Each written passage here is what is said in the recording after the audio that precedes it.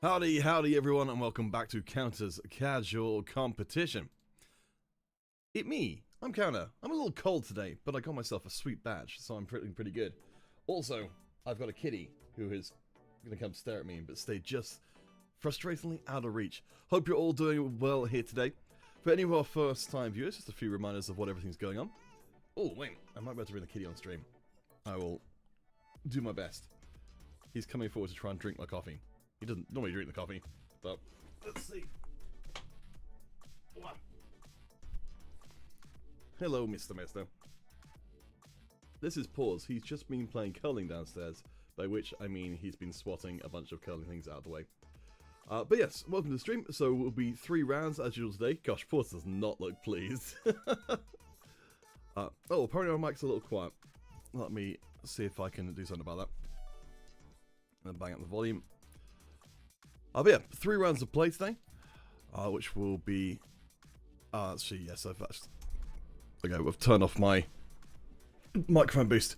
3 rounds of play, and by the end of it, we will have ourselves a first place, a second place, and a whole bunch of random players. We'll be having our prizes as usual, so no 25 prizes this week, that was a one-off for last time round, but we do have a prize for one of our streamers. So as of next tournament, we will be having ourselves an actual spectator mode in TFT, which will be fantastic. We'll also have a giveaway for whoever creates the best clip of today's stream. And we'll also have, our list of giveaways here. So every prize is RP because I can't actually gift anything other than that. And if you'd like to join my Discord server, then you can do so here. But I'm not alone here today. Joining me from Rising Legends and a superstar in his own right, it's Wita. How you doing, Wita? Hello, calling me a superstar is a little, I think that's a little bit on the nose, right? I think that's a little bit too much credit, but I'm still fine, I'm happy. Oh, fine. You're a super duper star, is that? Yeah, well, honestly, that, I mean, I'm a global phenomenon within the TFT world. I am, the longest standing TFT caster in EMEA alongside Nigeria. I suppose that's kind of what we could say, right? But yeah, been around the block quite a while. Excited here. This is going to be my first cast of the set, actually. Right? Like, I haven't done any work with the set so far, with Vegas being on, and obviously we're starting the competitive season today with the Oak Shoes going on right now, and then we have the GSC next week, so super excited to see where this will go.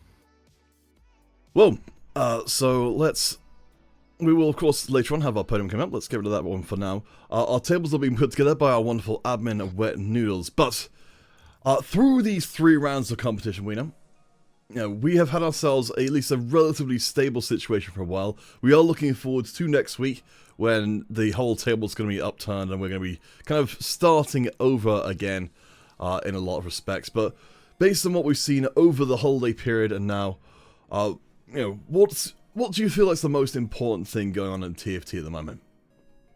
For this patch specifically, like, I mean, we've seen a lot of people that go for open forts. Like, we've had lobbies where you see 4 or 5 people even at times go for that, like, full-on open fort strategy, right? Like, it's such a ridiculous thing where it's just like people are just so willing to be like they just need their streaks, right? And very often these streaks come down to coin flips, depending on who's traveling to who's board, etc. Right? Which is why like the rules of like how tide's gonna get sorted, stuff like that really comes into play.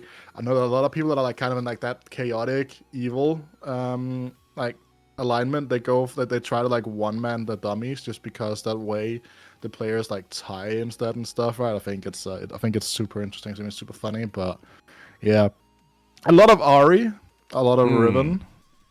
I expect is what we're going to be seeing today. A couple of like high capped fast 9 boards. A lot of also another thing that's also worth noting. I think is really important here is how our players are going to be able to administer themselves like Heartsteel, because like if they have like a super strong stage 2, stage 3, taking that stage 4, 5 Heartsteel if you find it, for example, and just play that first stage, get a bit of extra economy, get some extra items potentially as well, and then start to kind of accelerate off the back of that going to stage 5. Yeah, so there's a lot of things to consider here.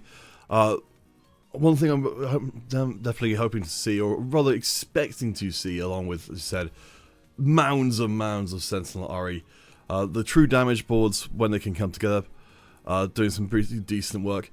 I don't know if you've had a chance to see, well, I mean, as of our last tournament, of course, we did have the triple cruel pact lobby, which lent itself to do some shenanigans.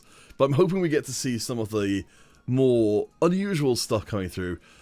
There's the Twin Terror board, which I've seen being bandied around a little bit, using the Executioners to pull off a board that's very rarely able to do. I do want to take a second just to thank Deadly Ghost for the sub and for Scanolus for the follow. But yeah, in terms of like odd off-the-wall compositions, is there anything that you're hoping to see in today's tournament which we may or may not get? Nah, I don't think you are kind of talking about it correctly here, right? Like the stuff like the Twin Terror reroll lines, but you're talking about the Executioner line that revolves around the Amumu and the Vex, right? Like there's this a line that's kind of an alternative to going into like the Samira Country line. A lot of the same thought process coming in there, and then sometimes you do just not get the items that you kind of need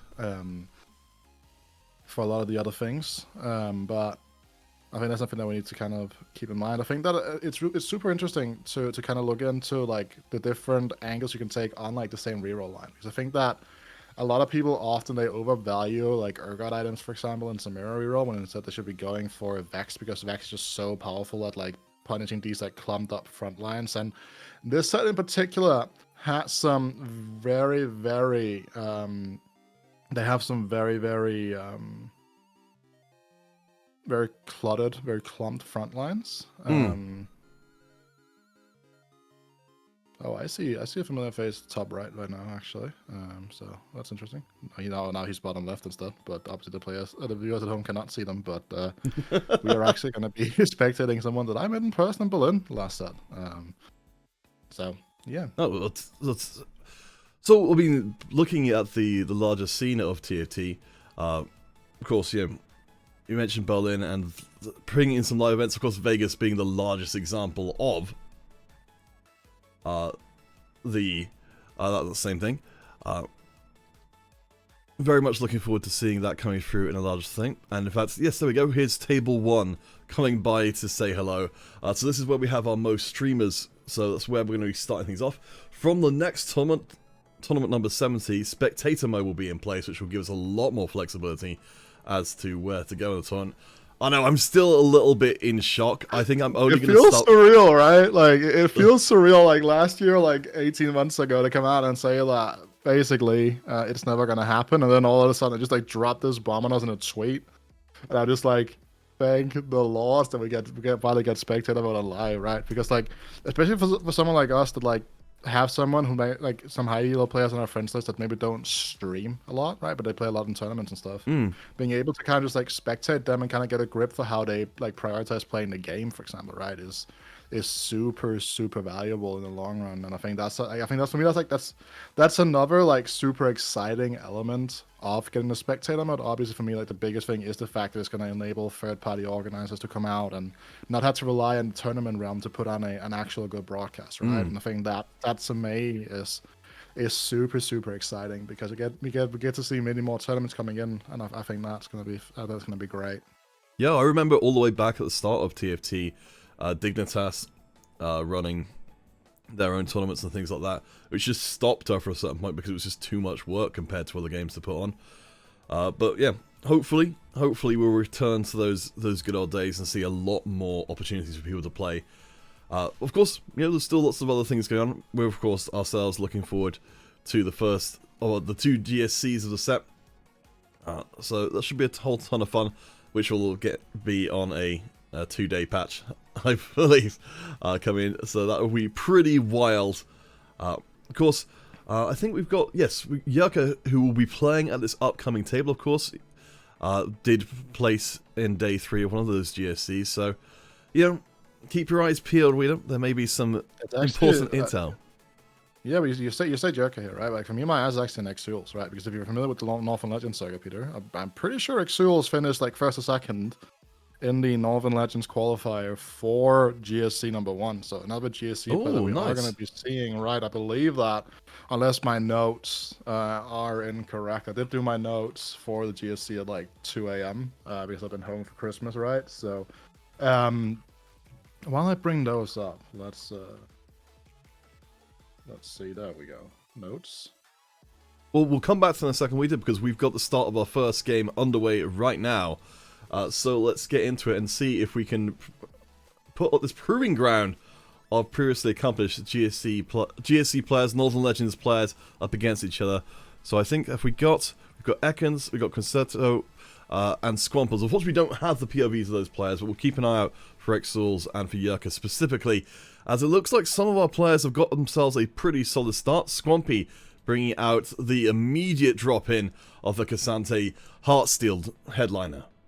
Yeah, and with that early, Yone as well, right? Having this access to this Heartsteel, you'd think would be a massive high roll, right, Peter? On like stage 2, and you're like, okay, I'm gonna juke it out, and then on ladder you just like chew in, and then you just like hit 4 open forts, and you're like, well, this is kind of useless, right? So like there are a lot of dynamics that kind of evolve around like these specific things in open forting right now that make these openings that you think might be very good potentially very bad. Yeah, we're interested to see how aggressively people will be open forting in this round. In fact, we have got a POV from Yurka, so just inserting that in. So, we've got our gold augments coming to start us off with. Here, we'll see if anyone decides to lock into a more aggressive route, either in a win streaking or loss streaking way. I do notice that we've got Yurka going straight in for a fairly straightforward approach, looking like he's going to be fishing for Jaxus later on. Yeah, Jax here, also this can also work with something like a Riven line, right? Like, yeah, even though that kind of tends to want like a QSS instead. But I think that you're correct here with this being a Jax. I mean, there are kind of different ways of playing that EDM line. It kind of depends on like how many Jax you end up picking up, because some people like to slow roll on 6, some people go 7, because you also need to add in that Lux. And here we kind of see what I've been talking about, right, Peter? Like if you are the Heartsteel player, right? Like you don't get any stacks, you don't get any unit kills, you don't get the kills for a loss either.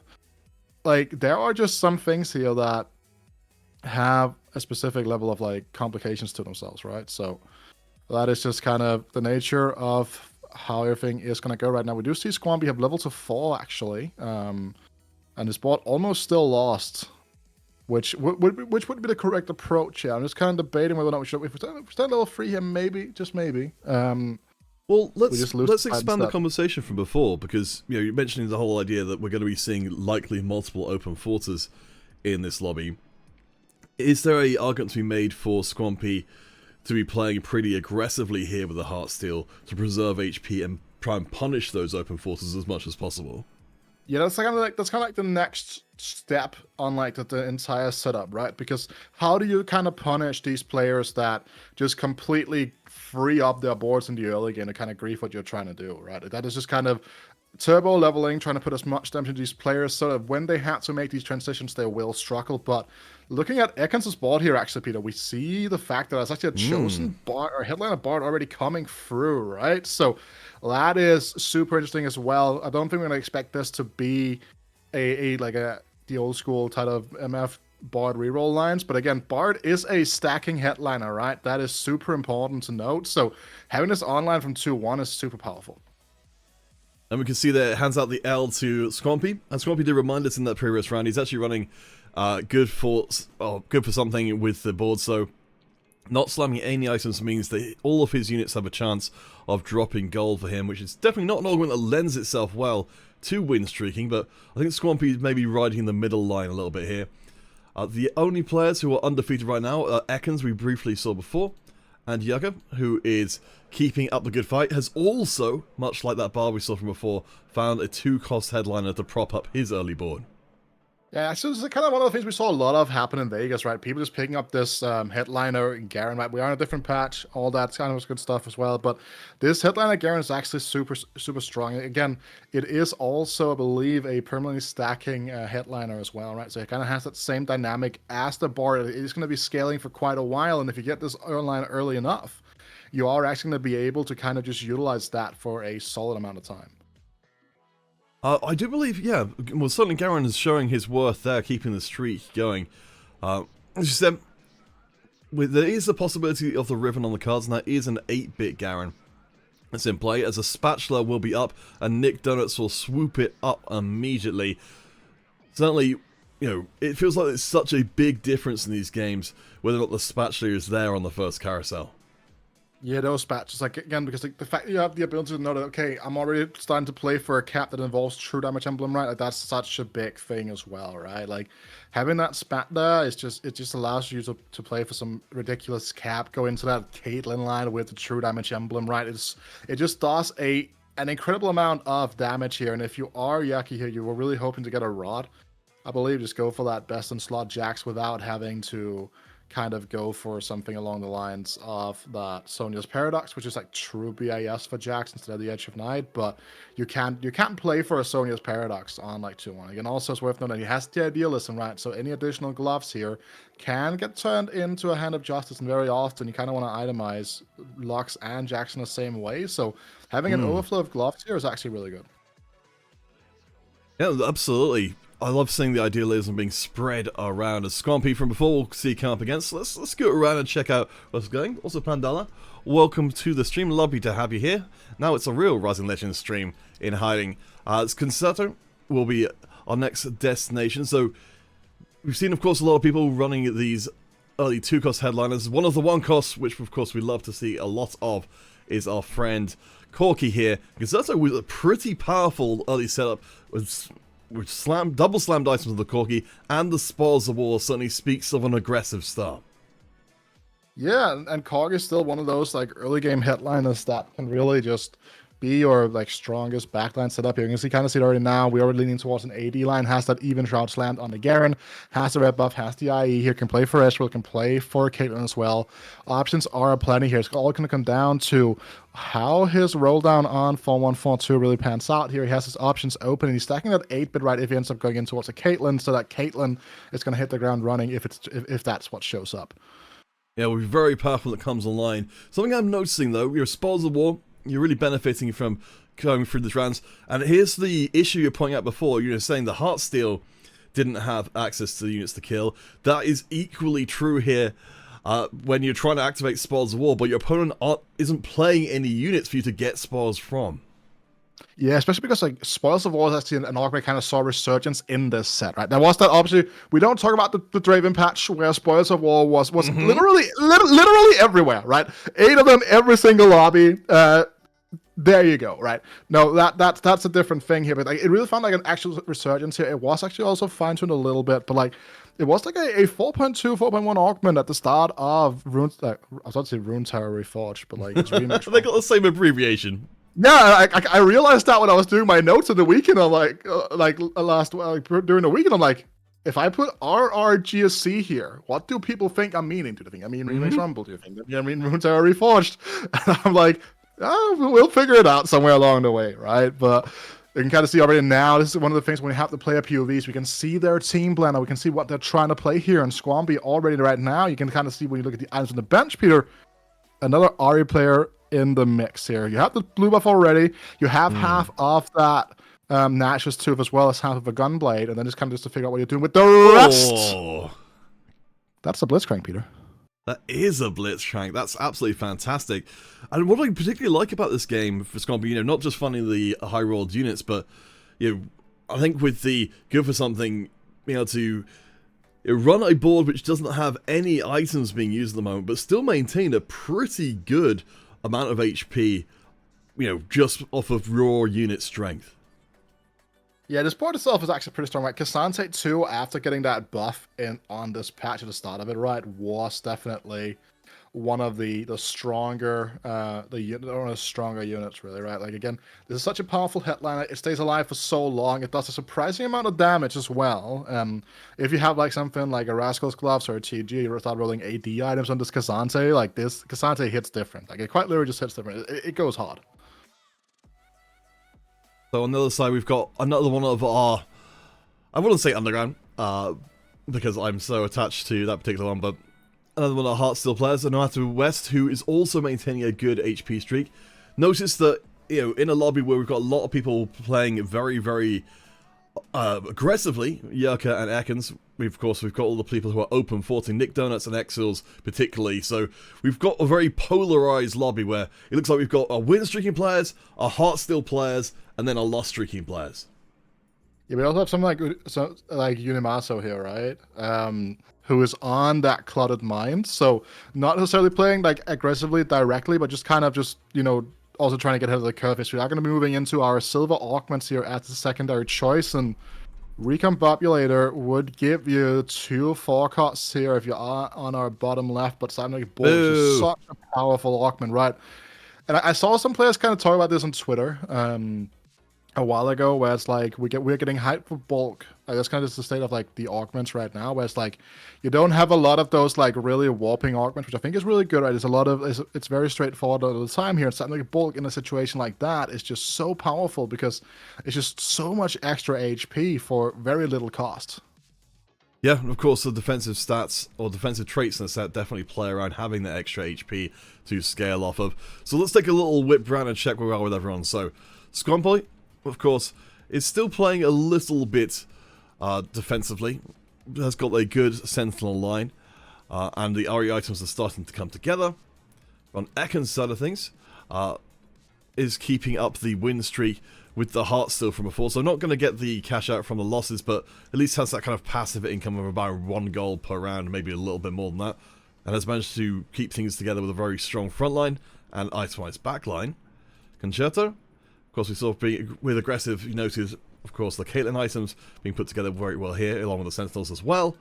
And last but not least, Yerka, who also keeps up the win streak alongside Ekans. We have had one full stage, and now we're getting relatively deep into a second stage with 2 win streaking players. Yeah, but the big thing, we have 3 actually, right, with Ekans as well. Oh no, you're right, with Concerto, yeah. And then we also have Squampy with that Tiny Titans at the top here, right? So something like Concerto actually on a full win streak pretty much right now will get like pretty good cursor priority, granted to keep their streak here. But I kind of want to talk about the fact that Jerky went level 7 free too, just continues to put on the pressure here. As I was talking about, if you are going to go into that Locks Jax line, you can roll on 7. If whether you hit the headliner Jax or the headliner Locks, it's kind of indifferent. Like you prefer to hit the Jax with the EDM, but getting that Locks out of the way also isn't the worst thing that can happen to you. So he has itemizations to be able to go down that route as well. You can see on the bench he is holding on to a Jax. Yeah, we were kind of hoping that would come together, but I do appreciate Yerka being willing to, ride as many different lines as possible to keep that flexibility open. As that streak remains in place, Ekans did lose off of the previous round, which means Yerka remains the last one standing, the last undefeated player in the lobby. Yeah, I assume Ekans attack Concerto, right? But he does get carousel priority here. He will be going out as the second to last, but another set of spatulas here, Peter, right? So Nick don't have to consider it. Do you want to go for a spat? Do you just want to go for that Tactician's Crown, right? Because you could go for that True Damage Emblem, but will just be a Tactician's Crown, I believe. Yeah, I mean, that's still a pretty big step up. We mentioned, of course, that we've got the Caitlyn brewing, the True Damage Caitlyn, of course, the absolute bane of Las Vegas, and making an absolute mess of everything. Yerka, though, we've got the second hand of Justice in place. Remember that is going to be boosted up by the augment as well, so this board is stronger than it looks, but despite being a level 7 on the win streak, this doesn't look super much like the finished board yet. No, absolutely not. It's very far away from a finished board here, right? But it does also have kind of a backup plan here in that Vampirism once those losses potentially will start coming in, but if he's able to keep up his win streak throughout the rest of the stage, that would be absolutely massive. You can kind of see that someone like Squamby, for example, yes, that is indeed going to be an Ari with a blue buff, but Squamby here is still level 6, has no combat augments at all. Like, the power of these 2 Yasuos should be enough here to kind of just push through. Yeah, they're doing absolute work. I think the Edge of Night as well, a great way of preserving all of the invested early stacks in, so Yerka keeps on winning. So again, with Yerka being a 1-win streaking player and several players pushing below 50 HP, including Exils who's down to 32. What do you feel like Yerka's next move is going to be? Is he going to spend aggressively? Is he just going to let this one play out and hold on to his cash? If you're in this position, what would you be doing? There are quite a few different things that can be done here, right? Because he has a lot of lines open to him right now, depending whether or not he wants to go for them. Because he has he has Riven Yone reroll, for example. You can see the Edge Torch is going to be put into play here just to get that extra trade online. sacrificing the heart steal in the process. Free heart steal stage 3 does not provide enough value for you, really. A lot of it's going to come down to whether or not he wants to sell this Garen, because he can just go for a fast level 8, but you can also just like ride this streak fully out, try to go 9, maybe even level 10, and then go for those super high capped out boards here. With something like the idealism we talked about earlier, Peter, right? He's able to spread that out, get that extra bonus damage and across multiple units, and that's going to be super powerful. It also could just be that big, massive roll down on neutrals for that Lux Jax line, but it's very unlikely right now, right? It's a pretty inconsistent thing to lean into if you're him. Well, at least Yuka holds onto that streak coming out of stage 3 at the expense of Concerto. Ekans, the other win streaky player, is still there. It looks like there's no hard feelings on Concerto's side of things, so at least that's something. I mean, given that we've got 3 players on very low HP coming out of stage 3, I'm wondering, you know, how much of an impact they'll be able to make, how big of a turnaround that at least one, if not more of them, will make in stage 4. Yeah, but looking at Joken here now, right, it does seem like he is going to be going for that. This is going for that UEN line, then goes level 8. He's just holding on to the units that he has at hand here, right? Because Bard is a part of that board, Lux and Jax obviously parts of those boards as well.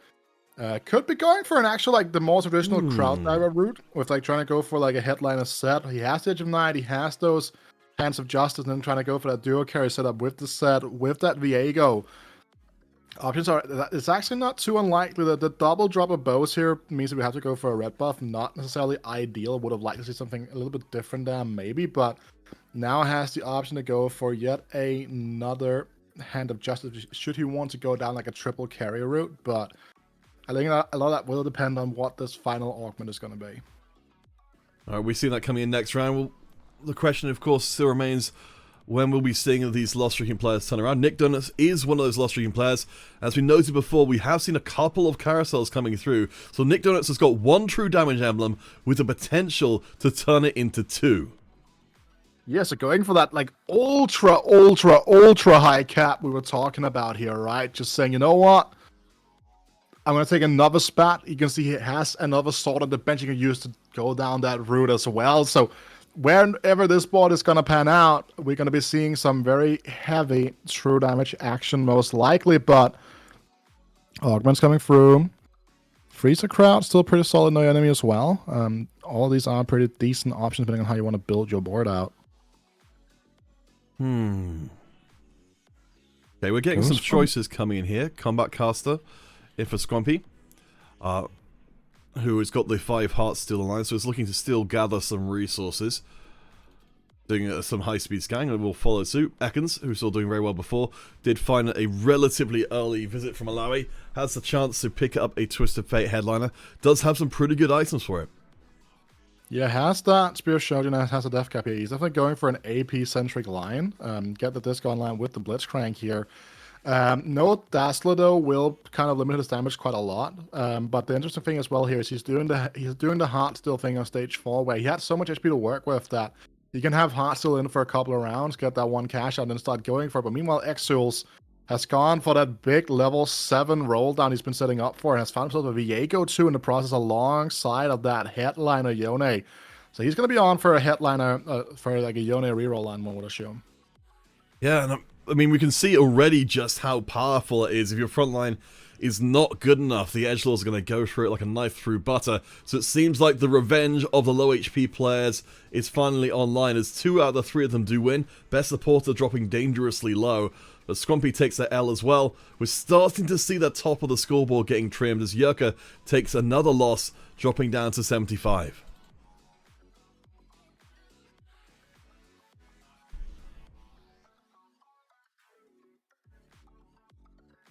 I was trying to make like a really bad like Taylor Swift Maddie Healy joke right there, and I just like, I was like, there's some deep thinking going on here, or your microphone is broken, one of the two. For Yucca, though. I was like, you know, trying to drop down to 75. Is that what like the Taylor Swift fans said when they saw that, like, how they talked about like how like what Taylor Swift did when she started dating Maddie Healy for a bit? You know, I was like trying to see if like I could actually make it work, but like, I mean, Deadly Ghost appreciated it. People got the workshop. I don't think that was actually a good joke, but you know, Locks has been Twitch chat. Maybe you can write our jokes for us. Twitch chat. It'll probably be a mercy. I actually don't want Twitch chat to write my jokes because I quite like my job. I think that if you just like ad honom just ask Twitch chat to write your jokes, you're gonna end up with like some pretty interesting ones, Peter. Twitch chat has never said anything controversial. I refuse to take that opinion. Let's keep on checking out whatever else is going on. So, Concerto with the true damage from before. As we come to Carousel, at least this time round, we don't see any spatulas, but let's take stock of where we are. So we've got a lot of players around 50 HP or so. Of course, we've still got the players on the lower HP from the lost streaks from before, but Exil's in particular on a win streak coming into the tail end of Stage 4 means I think we're going to be seeing a very close endgame. We are here, and I'm looking at this perspective here of Concerto, that is. Sorry, you just gotta get used when you don't have the name on the right, and you kind of like make out the lobby. But yeah, he's playing around the headliner Akali right now. Has the red buff, has the IE, but probably like a different, like a healing option, something like that. But also, he's one of the players with that spat on the bench here, right? So can go for that true damage emblem somewhere along the road, get that 6 true damage online, and just start playing from it on there. But really nice set of pickups here. Will have to drop out of 4 Sentinel to make this work, but gets a really nice board online here, just trying to wait for those last few upgrades to come through. Yeah, it's looking pretty damn good up against Ekans with the Twisted Fate board from before. I'm interested to see how the Kiana ends up doing in some of these rounds, but the main carry here is going to be our 2-item Akali, who manages to survive through quite a lot of damage, but it really feels like it's a DPS check to see if you can punch through that Disco front line and access some of these big damage dealers. Yeah, it's actually an interesting thing to note here as well, that when you're looking at Ekans' position, right, he has 2 Shojins in, one of them on that Sona. One of the ways that the TF bot is actually able to keep up in the later stages of the game is through adding in Sona, adding in 6, playing it that way out instead, because like that's kind of what you need, that competition needs to kind of be elevated into a higher position. So really excited to see where this is going to go, because alongside that little buddies as well, there is a lot of potential to kind of just get a lot of HP, a lot of attack speed, like just a lot of power on these on like these stronger units. Right? You're looking at the Blitzcrank, you're looking at the TF, you're looking at Alawi as well as that Sona already. And then thinking about the Disco Call, you have units like the Nami, like the Taric, like the Gragas, just buffing up the little buddies. We do have one of the Yamato West with one of the compositions that could have a decent matchup against it. Of course, we know that the Disco will give healing to a big group of people, and one way to counteract that is to pump in the Ezreal shots with the red buff as well. See, they're only taking off about 1/3 of the HP, so there's definitely not enough DPS as of yet. Yamato West, it's the Cluttered Mind player though, so we are expecting this board to be getting even stronger than it is right now. Oh, look at X2 so taking a huge hit here, down to just 8 HP, right? We kind of knew that his spot wasn't necessarily perfect, but he didn't have that Yone free online, but we know what Yone free can do once he's online. Just think back to that absolutely incredible game from Kevin Parker in Vegas, right? Yone free is still no joke as a competition, especially with the Gargantuan Resolve and stuff like that. So there is still hope out there, but X2's spot here maybe took a little bit too much damage in the early game, right? And that's one of the things that kind of is a caveat to that really aggressive open forwarding like type of playstyle, because it just comes with a lot of risk in the fact that sometimes you're not going to hit on your roll downs. But someone has hit Peter Squamby 2-star, Ari here 2-star, Seraphine upgraded frontline for the most part as well. Yeah, looking pretty damn good, and a lot of gold in the bank as well, as we do get the 3rd item in, so that Ori is off to the races. The Onyx Spark will be a great way to cut through all these Sentinel resistances, which we know are around the place as well. So I'm feeling pretty good about where Squampy is right now. I mean, from this point, we've still got the potential to put in 6 Sentinel rather than 5, but, Squampy currently 2nd on the scoreboard as the HP totals do start to really compress. From 1st place down to now 5th, even 6th place, we're all almost on the same HP.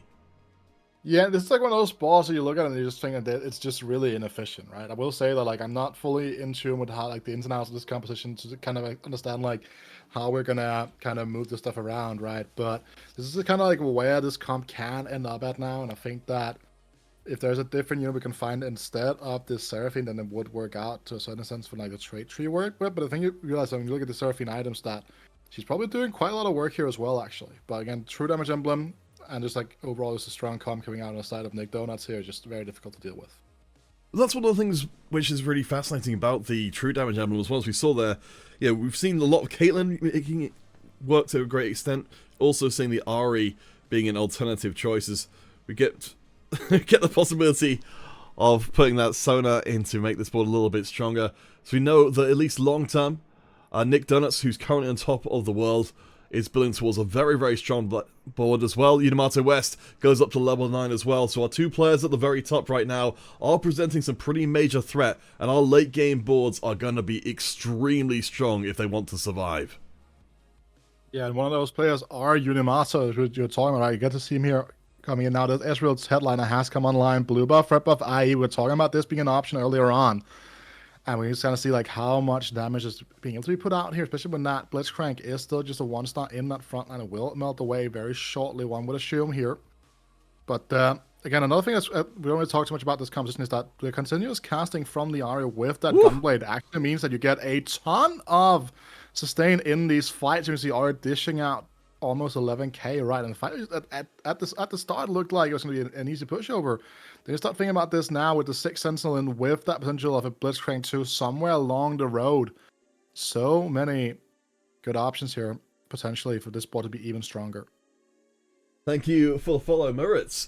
And Scompy was in the chat before asking my kingdom for a Cassandra. Apparently, all it took was asking. So 6 Sentinel online, that's a huge boost in a frontline efficacy, especially if you're expecting that to get cut down. But one of the boards which will cause trouble is going to be true damage. Some of that true damage, of course, will punch through the Sentinels and cut them down quickly. We have got the 2-star Caitlyn in the backline that she's not itemized quite as of yet for Concerto, so Squampy might be able to squeeze past this time. Yeah, and you look at the item bench here from Concerto, right? Like, has the option to make a couple of items, but decides against it. Has that potentially for a Pentacle Emblem, right? The Pentacle Emblem is actually pretty interesting as like a drop-in tool, because you want to play, you can just like play Mordecai as a +1, and then you can just kind of like just go about that, get those Pentacle effects.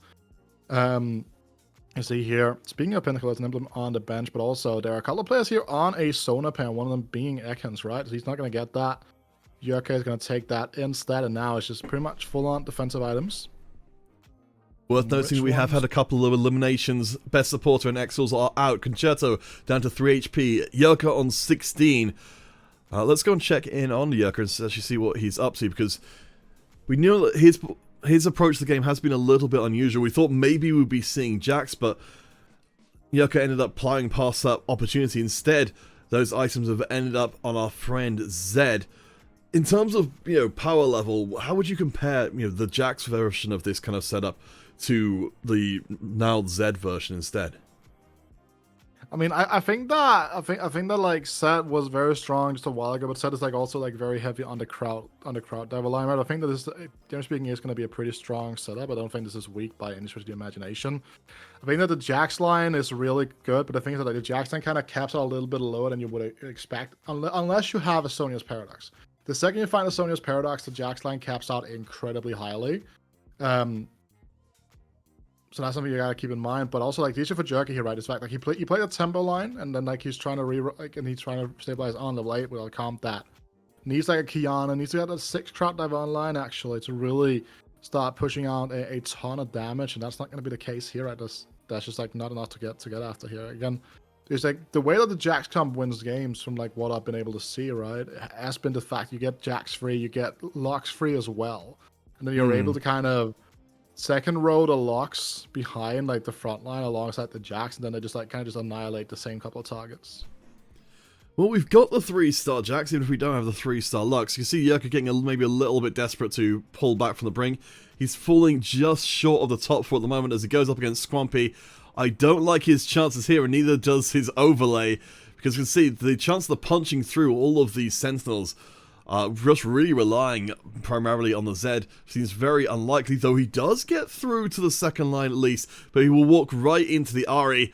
There is the stun from the Crowd Divers to keep her from punching out our full DPS, but ultimately it's not going to be good enough, and I think the best Yurka can hope for is he might just squeeze a 5th place.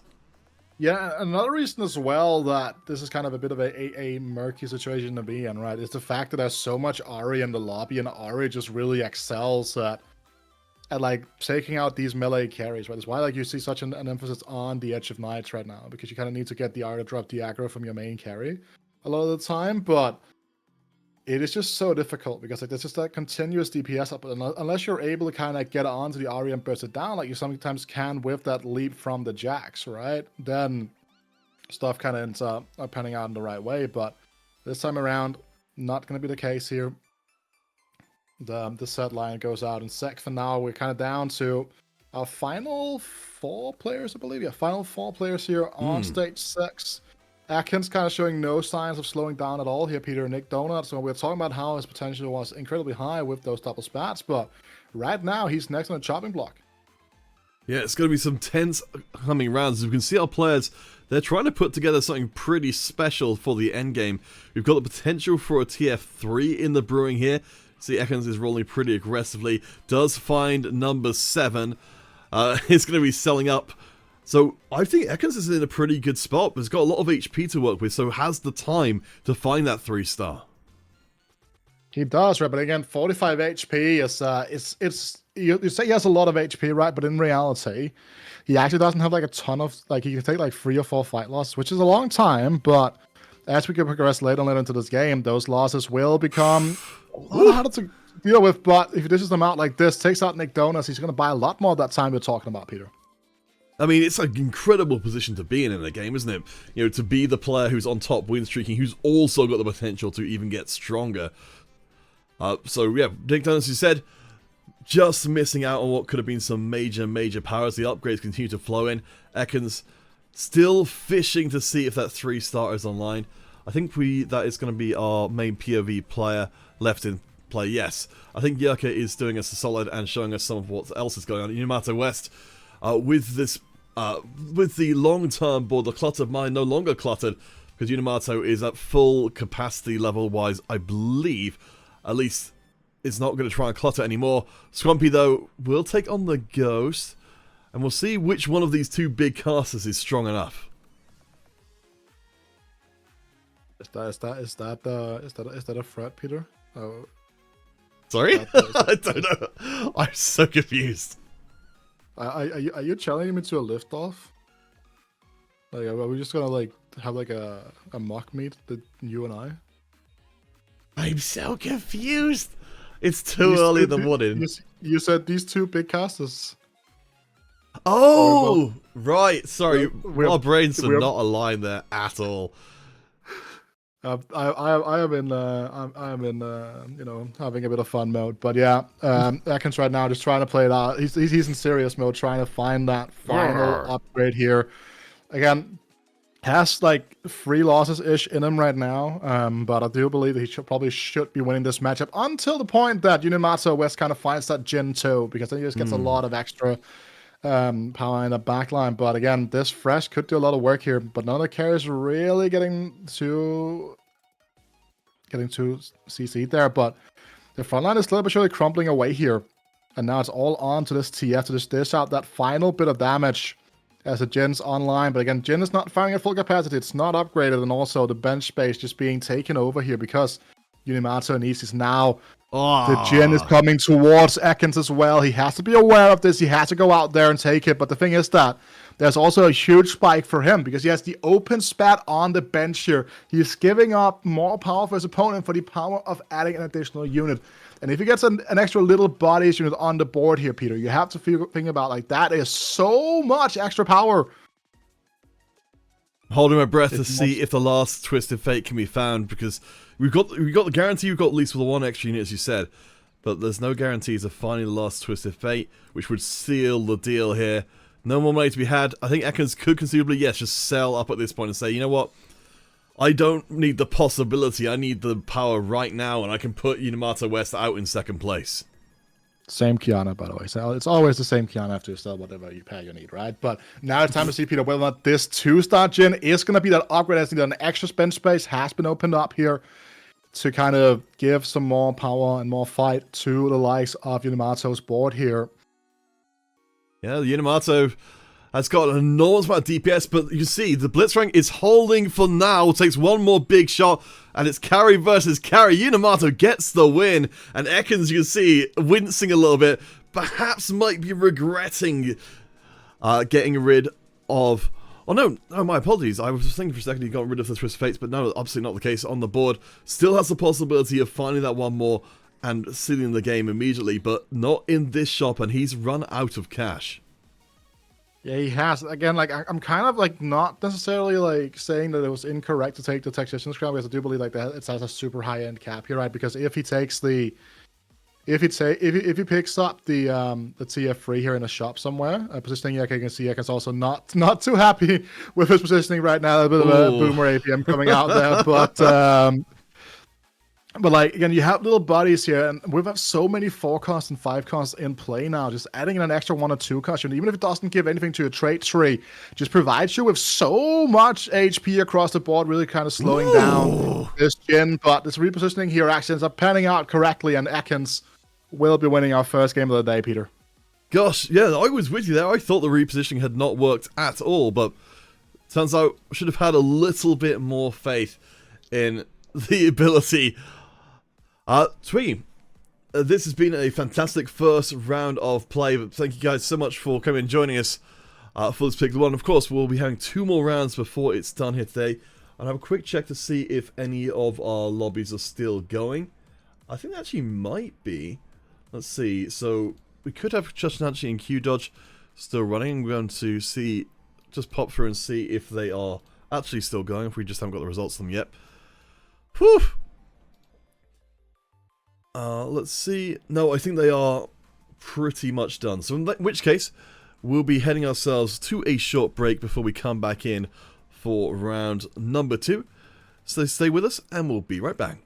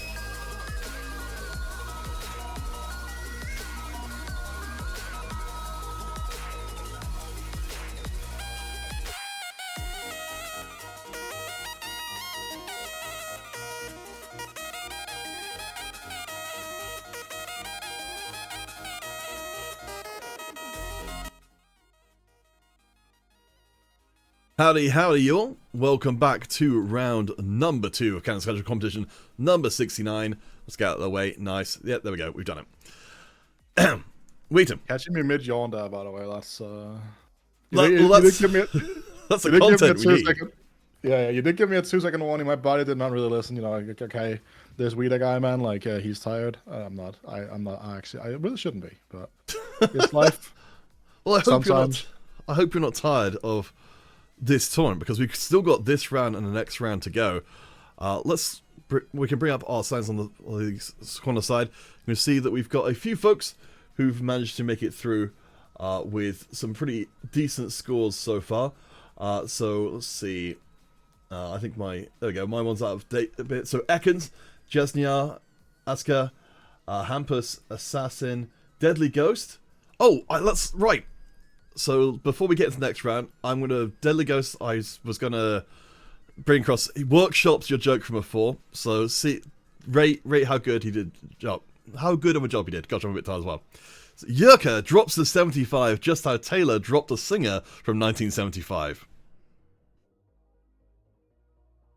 Yeah, I think I would just say Medi Healy and then let people get the context. But I like it. I think it's okay. I think that's good. I think that you don't necessarily have to say the 1975 because it's kind of in saying Medi Healy. But I kind of like that. I think that's a little bit cleaner than the way that I was trying to execute it, at least, right? So I think that's a good one.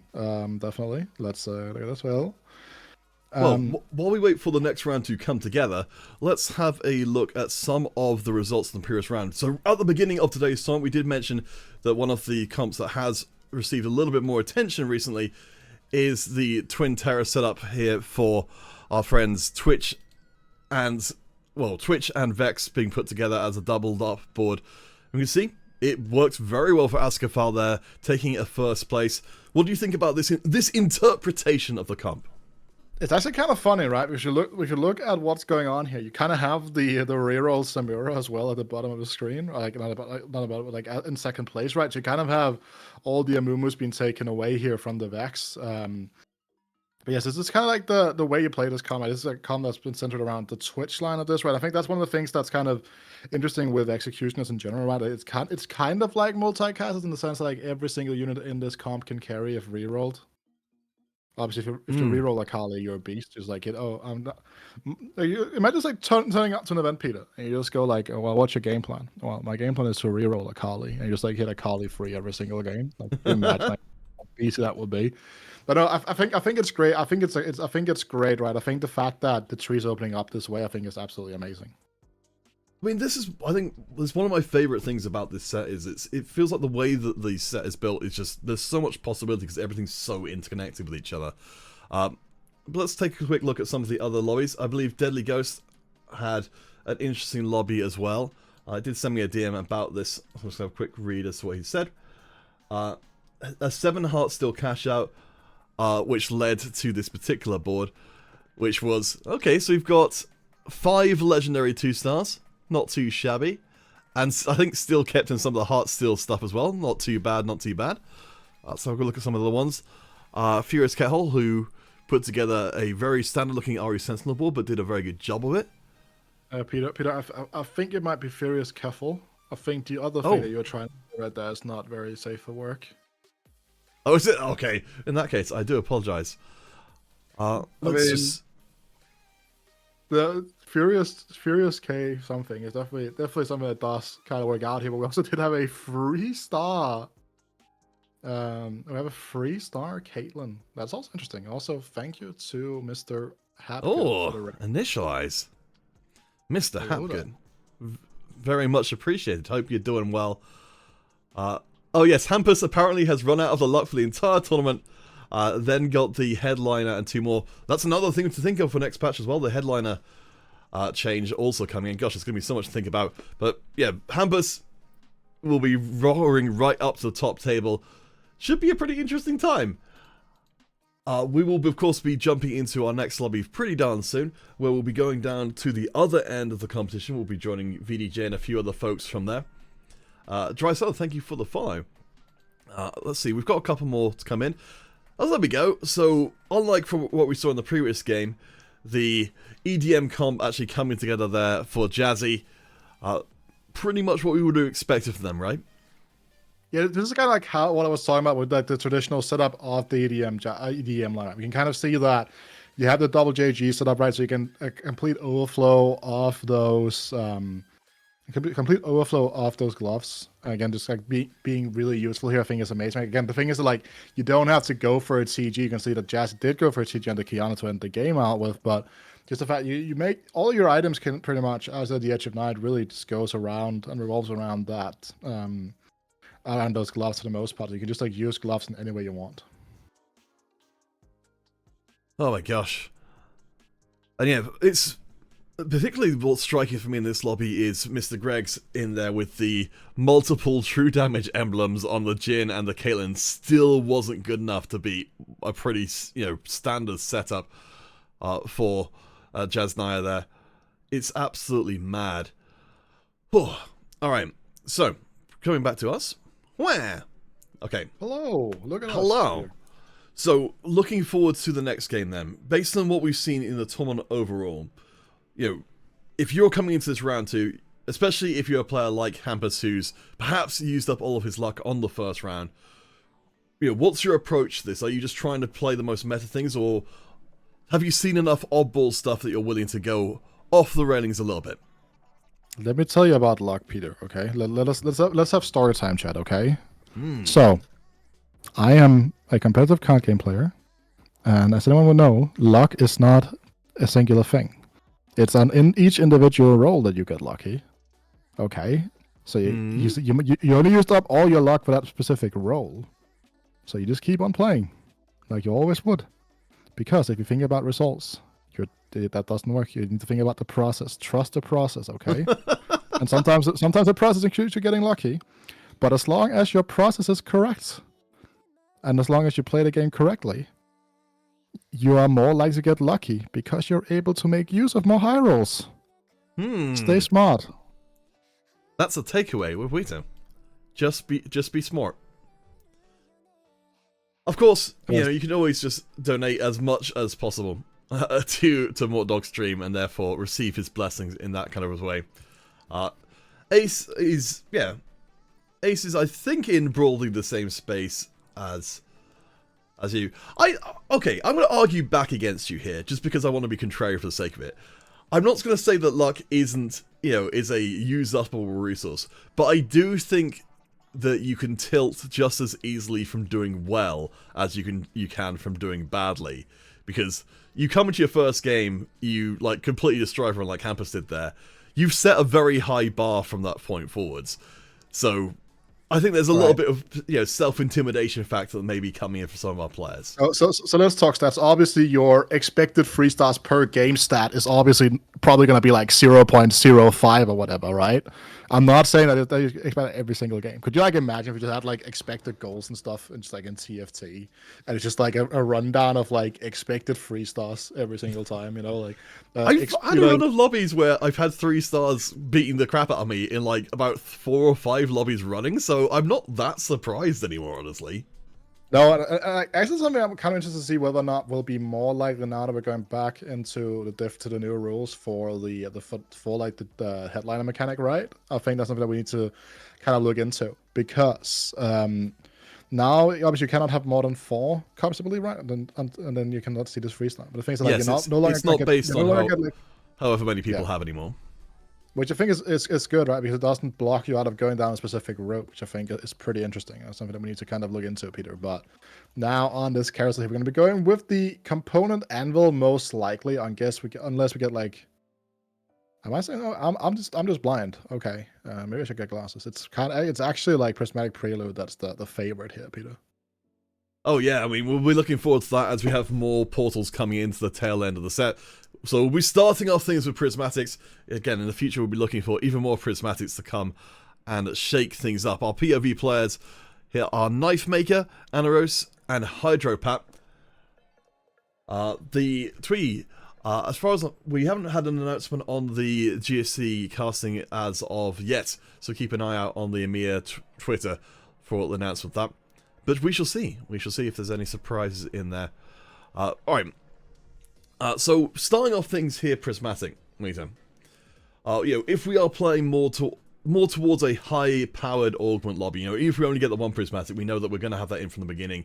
How do you tend to approach prismatic lobbies? Do you tend to be more aggressive, or trying to lean more into the econ side of things? It's hard to say because it really comes down to what your augments are going to be, right? Because you can have something like March of Progress, you can have a lot of, like, there are a lot of like Cruel Pact, March of Progress, those type of augments, but there's also like Level Up, for example. It just completely changes the way you play the game, where you just go for like a pretty big econ line because you're just going to be able to like aggressively push those levels out further down the road. So I think it's really going to come down to what side of the coin you land on, because you also have stuff like Roll the Dice, you have Lucky Gloves, those type of augments, right, that really just allow you to play really high tempo from the early game onwards, and then kind of, if you have something like Lucky Gloves, for example, right, it really sets the tone for how you want to prioritize your components for the rest of the game. Well, we shall see what our players get in hand. In terms of what we've got online immediately, VDJ, bringing in the Sentinels, for Anaris' side of things, does have the beginnings of what could be an interesting superfan approach. What's your stance on superfans at the moment? Are they something that you prioritize? I still do that to a certain extent because they're really good for tempo, but I don't really do it unless I have the headline to play around. When you kind of see some of the augments I was talking about really coming into it, like presenting themselves right here today, we need to learn to speak English. It's almost as if I do this for a job, right? It would be great if I could actually speak English, right, Peter? But it's overrated. Overrated, right? But so you have Lucky Gloves, you have March of Progress on the other screen. A lot of rerolls. Going for the terminal investors instead. Okay, interesting. All right, that's a very long-term proposition coming from VDJ. It has to get up to 40 gold before that does anything. So we'll keep an eye out longer term. Hydropat's gone for the immediate power though, the cybernetic bulk in place and putting down an individual component. So that's 1500 extra health across the team immediately. But hey, we have got the other end of the spectrum coming in from immediate power to long term. Jeremy, rich get richer, and rich people, they don't need to play units, Wita.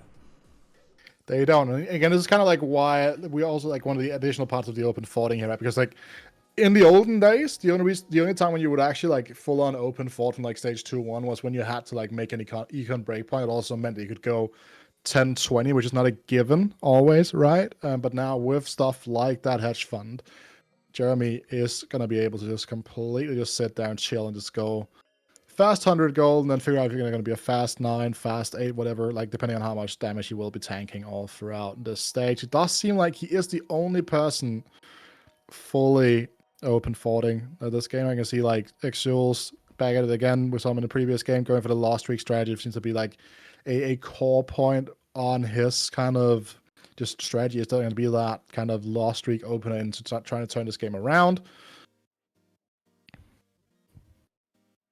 Yeah, I mean, certainly Jeremy is up to, I believe, 40 gold already coming into the early parts of Stage 2, so very terrifying presence over the rest of the lobby. Shopping spree from Exils on the other side.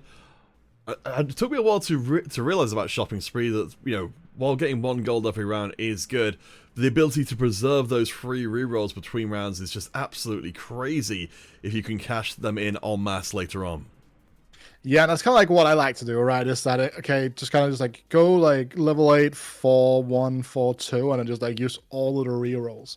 It does kind of also limit you in a sense that you are going to be struggling a little bit because you are going to be tanking so much damage in the early game if you're not using those rolls aggressively to kind of stabilize your board, right? But as we've seen before, that's something that Extruals is very comfortable doing, and also like very few players actually going level 4 like on to 1 natural. There are 5 players, I believe, just organically leveling to 4 that, which is like I think it's one of the few times I've actually seen that happen. Alright, so we've got in the brewing something interesting. So we are at table 7 at the moment. So we are spending some time with some folks who didn't have the best of first games, but are definitely looking to try and improve their position and maybe battle for a second place if the stars align correctly. Sus is up here with the gloves from before, is also looking to build out some more of those long term. So Suska Business has a decent setup, but it doesn't look like it's going to be quite enough to deal with this overwhelming amount of HP that Hydropat's put on the table. No, I think that especially like opening Evelyn here is still one of the stronger headliners for the early game in my opinion, right? Like especially combined with the way this board is going out right now. I think that Eve, especially if Itemize can do so much work in the early game, if you just protect her just a little bit, like she is such a powerful unit. And you get that early crowd diver online as well, then she's just an absolute menace. And you can see here VDJ, also one of the players that have chosen to go for that early KDA Evelyn. And working pretty darn well. So looking at the spread of HP, you were talking about before about the possibility we'd only see one lost streaking or one open forting player. It looks like Jeremy has managed to maintain a slow but steady decrease in HP. Exels has actually joined down there on the lower bounds, while we've got the 4 players in the middle keeping things up with the minimal HP losses. Yeah, I'm gonna see here. If you look at Emi here, right? One of the players that they're on birthday present, right? And they kind of been rewarded for pushing early levels here, but they did lose their fight into the Carousel, right? So they're one of the players that were trying to kind of set up a win streak in this world, but also it's doing this without a headliner in play. Also, is kind of sketchy to a certain extent, right? But sometimes you just don't find that headliner you want to pick up at this point of the game. You're just trying to like wait it out until something comes along. Yeah, I mean, I guess in an ideal world, we'd be finding the Annie headliner because we've got the 3-star ready to go in that case, but maybe that's just not on the cards for Eneris, and much like we saw from before with Yerka, maybe she's going to have to just try for something else longer term, as Hydropat keeps up his particular win streak, pushing through and handing out another loss at Eneris. VDJ and Moritz up towards the top, but it's only Hydro who keeps an unblemished record potentially coming out of stage 2.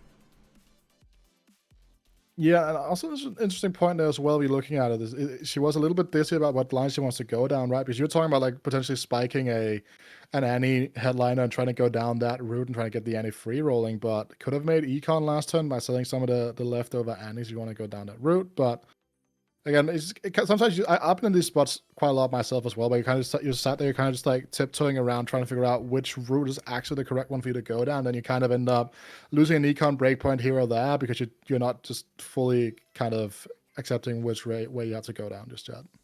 I guess it's a particularly unfortunate situation to be in when you've got the birthday present as well, and you're looking longer term. Well, you've got a lot of your board power locked behind leveling up, so sticking around and trying to reroll is really not ideal. Up against VDJ, who's, of course, the determined investor from before. It's really interesting that VDJ is doing as well as he is, considering that that he's got a lot of his power also locked away and not online as of yet. Yeah, and actually, like that is definitely something to keep in mind. But you also do have boards like this one from Enrus, right, which is not necessarily at the strongest point. Okay, I mean, yep, that just happened. Again, that's kind of the power of Vex, right? The CC alongside a pretty big damage power level on the Vex is one of the reasons why she's kind of one of the units that is, people have been like starting to toy more with, starting to itemize heavier because she is such a powerful unit once she gets rolling. And if we get like some AP, like some mana get on the side of the unit here, right, try to go down that route here. It could even just be the traditional execution line without going down the Twin Terror route, for example. There are plenty of options here if you are on Russia. Yeah, I mean, as much as that was a fun surprise win to come in there, I actually think Eneris probably would have preferred gold streak in there. Ooh, what have we got? All right, so Spatula. Anyone want a true damage emblem? I mean, so there actually are quite a few things because, like, with that slam of the Nash's Tooth, I kind of believe that there's a world where she's trying to look to go down the Ari route, right? So you could argue that making a KDA emblem is actually better than making the true damage emblem because, again, you can start really building up that way around. But when you think about like the traditional Ari boards right now, they're not really vertical true damage. They're definitely not vertical true damage. That would be weird, right? But they are not necessarily vertical KDA. They're like that vertical Sentinel frontline instead. So just to see where this will be going down, it's going to be that slam off the KDA emblem. Honestly, I don't hate it. I mean, a lot of the KDA units can be a little bit fillery, so just being able to bypass that and put together a stronger board overall is pretty solid. But so it looks like Enerus is going to be cruising with this ball for the time being, as Exils uses the shopping spree. I imagine doing what we were talking about before, which is saving up those rerolls The easiest way to make use of that is to go be at level 7 and reroll like crazy. Maybe find yourself a Riven 3-star. Yeah, and this is kind of consistent with what we saw from Exos in the previous game, right? Where he went down the route of trying to play that, he tried to play Yone reroll, right? This is kind of the same situation going on right now here. Has the Riven online. Riven is by far the better of the two units to kind of center your composition around. So, should be a very solid route for him to take in just a second as we are having our augments here on 3-2 being showcased. Alright, so we started with Prismatic. We're going now to Gold. We know that some of our players have been hoarding their money pretty aggressively. I think Eneros's choice is going to be particularly interesting given that she's, going a slightly more unusual route. Submit to the pit. I was saying that for a second and thinking, oh, maybe Knife Maker will be able to put together a Jack's board, but unfortunately the itemization isn't there. Instead, we'll be contesting the KDAs for the time being. Down at the bottom right, Hydropat doesn't have a spatula, but does have the ability to put together at least a, however, temporary board with a true damage. Let's see, so we've got the grab bag coming in from VDJ, from Eneros, going to be trying to get some extra money in the bank as well. So, between our 3 POV players, who do you feel like came out the best from that second augment? I really like the look of what's going on our bottom right. I believe that's Hydropad, right? Like, has Yes. the early center, has the blue buff already, has that Nash's 2, right? Can really just carry this board all the way until level 8 for that 4-2 roll for that chosen Ori to come through here. You're looking at Cybernetic Bolt, you're looking at Stationary Support as well. You're looking at 2 of the strongest standalone augments in the game, period, for just pure combat power. And then you're thinking about the fact that this comp can just go down that route as well. It has a very strong comp to kind of just fully utilize around this. I think this is definitely Hydropat that got the best from this. And also, again, he's fully streaking right now under no pressure. Just trying to build that economy up and take it from there. And I'm going to assume that the Cybernetic Bulk will apply to our target dummy here, just to give that little bit of extra beef up towards the front line. So Hydropat's feeling very good indeed. Again, our only win-streaking player right now. Thank you, Hydro, for illustrating for us what's going on with that one. So that will be spreading the mana around. He says it only works on champions. I don't know. Are you familiar with this particular interaction, Wita? I think it's true. That only works, but I can't remember fully. Is it your champ is holding an item? Read the text, Peter. We haven't really got a basis for comparison here, do we? We don't, Peter. We don't read. We're TFT players, okay? Yeah, it's fine. We'll say it's a mystery for those who are literate, which sadly is not us. But it's good enough for Hydropat to keep it going, though this might be the end of the line. VDJ said from much earlier on, which is really interesting. VDJ still has not slammed the items. I think will actually lose out in this round, but he's got the diamond hands online. I think if VDJ used basically any of his items at all, he would have won and broken the streak. Yeah, but I think that what he wants to do here, I think he wants to play the country road, like the country line. Want to go down the country road to be taken home, right? But I like how you just like call the spat out of chat. It's a spat out of Caitlyn, you know. Like I kind of like where he's coming from, you know, like trying to get it out there. But yeah, I don't know, bro. Like I can see it, you know. But it's kind of hilarious to a certain extent. I'm not gonna lie. It's just like the prime holder of the spat has the spat on the carousel. The guy that's 100 streaking right now, trying to play some true damage line as well. It looks like it kind of seems like it's like, give me the spat, please. Just give me the spat. Level 6 Akali in the shop, Peter, though. Constellation prize. You level to 7, play the Akali, 4 true damage, 4 bruiser.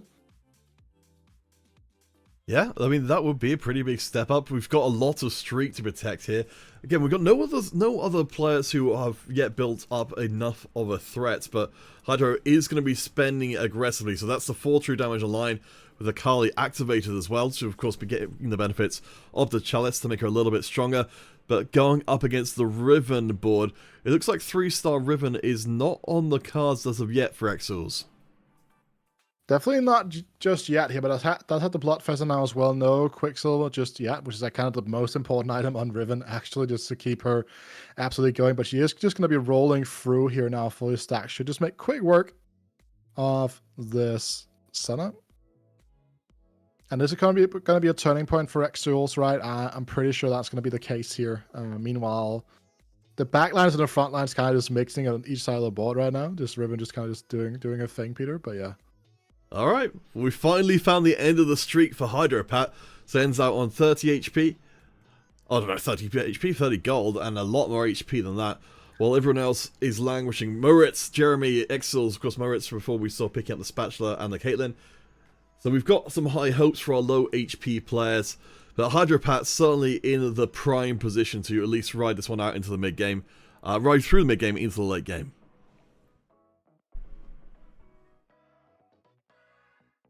Let's check in on what everyone else is doing. So Enerus, we saw from before, is locked into the KDA line of things. Again, the birthday present means that she's going to be heavily rewarded for leveling up.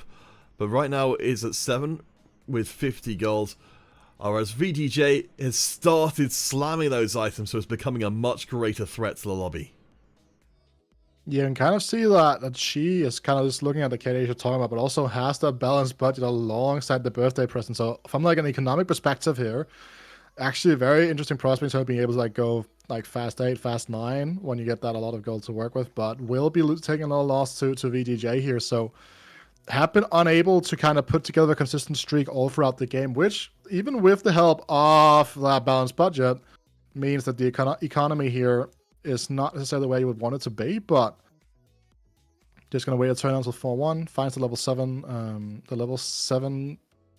Why did I forget the name of that unit for a second, Peter? I mean, you don't really see her that often at level 7, so I think you can be forgiven that one. But yeah, I'm with you there. Inarus definitely needs a little bit of time to move up the levels and get those birthday presents arriving. I guess, yes, in an ideal situation where, we're looking at level 9, level 10, getting in some 2-star legendaries for free. Feels like this is really the end game we're hoping to get towards. Yeah, and also it's worth noting that currently you need to start something on the bench to get done. Let's see what we got here that could change the game. Sack is, I mean, it fits on the board for now, but we're also playing without a headliner. We're one of the first players in the lobby to go level 8. We have the first priority here for a lot of these headliners that are the forecast tree, but it's too late to roll now, trying to figure out what we want to go with items, stuff like that, right? Trying to figure out what you want to do. And generally speaking, I think that figuring out your items is like the last thing you want to do over the course of a turn, because you can always figure out your items. You cannot always roll, for example, right? That's kind of a sequencing thing in TFT. So in that regard, actually pretty well, kind of like this play here. But also, Peter, the other shopping spree player is playing Garen free with an Archangel on it. Oh, this has been a Kansas Casual Competition special. We saw in a previous tournament the double Archangel Garen. He's very, very hard to kill because his HP will scale with his AP. The only problem tends to be if people bypass the Garen and kill the rest of the team, but that's not really on the cards for Enerus. But again, she's okay with this, I'd imagine. Has got her lost streak in play and needs a lot of money to work with. The consequences for this, I do suppose, as we get our third augment coming in, which means we've now had ourselves 2 prismatics, 1 gold, a very high-powered lobby indeed. You like, if you are VDJ at the top of your screen right now, you are absolutely laughing. You pick up Lucky Gloves Plus here, so you get free gloves. You have a glove on the bench. You just get 2 Lucky Gloves instantly to kind of just start working from. That is an absolutely amazing augment pickup here, but it does seem like we are going to be going into something alongside a bit of heart still here just to get some more resources to work with. So we're going to be doing, I'm just trying to see where those Lucky Gloves end up being placed. So it looks like Akali's going to be holding things for the time being, which she'll do very well. Going to split between the front line and the back line. We've got a lot of spaces to work with. KDA sneaks in at the tail end, so VDJ still keeping things a little bit loose with a lot of edgelords on the bench, which I imagine, yes, are going to get sold off pretty darn soon. But economically feeling pretty alright, up in 3rd place at the moment, and with a solid enough board. But Jeremy on the other side has got almost, he's almost managed to get a stronger end out. Not quite fully itemized as of yet, but still very good. Yeah, I mean, you get the 3-star Samira here, but you can kind of see that you would expect at this point in time to be one of the players that are going to be on the winning end of these fights, but not going to be the case here. VDJ continues to kind of start building this win streak out as we see that 3-star Samira take a loss here. Items not necessarily the way you want them to be, but the pickup of the Rapid Fire Caitlyn here is actually pretty solid. You can take out the Ezreal. Again, it kind of depends like how much do you value getting free hearts along the way here, because with that 2-star Caitlyn, you are just going to be trying, like, you could be heavily win streaking. For the rest of the stage, the Akali items do go quite well on her as well. Red buff very good on Caitlyn. Finger like, and the extra attack speed, the amount of targets that you hit, right? That's kind of why why red buff has kind of become one of the priority items on Caitlyn. Yeah, I think getting a well-deserved nerf in the next patch, but right now extremely good. I definitely like keeping the Hearts Steel in, but not going to be on the cards. Just going to go for VDJ's raw board power, trying to keep this streak going because there's not very much money in the bank for VDJ. So wants the immediate payoff and will get it, beating out the Hydropat's Senna item holder. Again, remember that Hydropat will be later on transitioning to a stronger board. So for VDJ, the chance is now to pick up the streak. Yeah, and this, like, as you're talking about here, I kind of like the fact you're kind of pointing this out, to the fact that these players that kind of were getting trounced by Hydropat in the early game now gets a chance to kind of just put one over him, right? Because now Hydropat is kind of open folding his way, not open fold, but he's kind of just like giving up the stage to kind of just go for that big level 9 during the stage 5 and just really go in and try to play the super cap board. He's trying to use that early HP that he got to kind of just build up that economy even further. Big pickup for Enerus there. She manages to get hold of a second spatula, so we should be seeing something a little bit special emerging from here.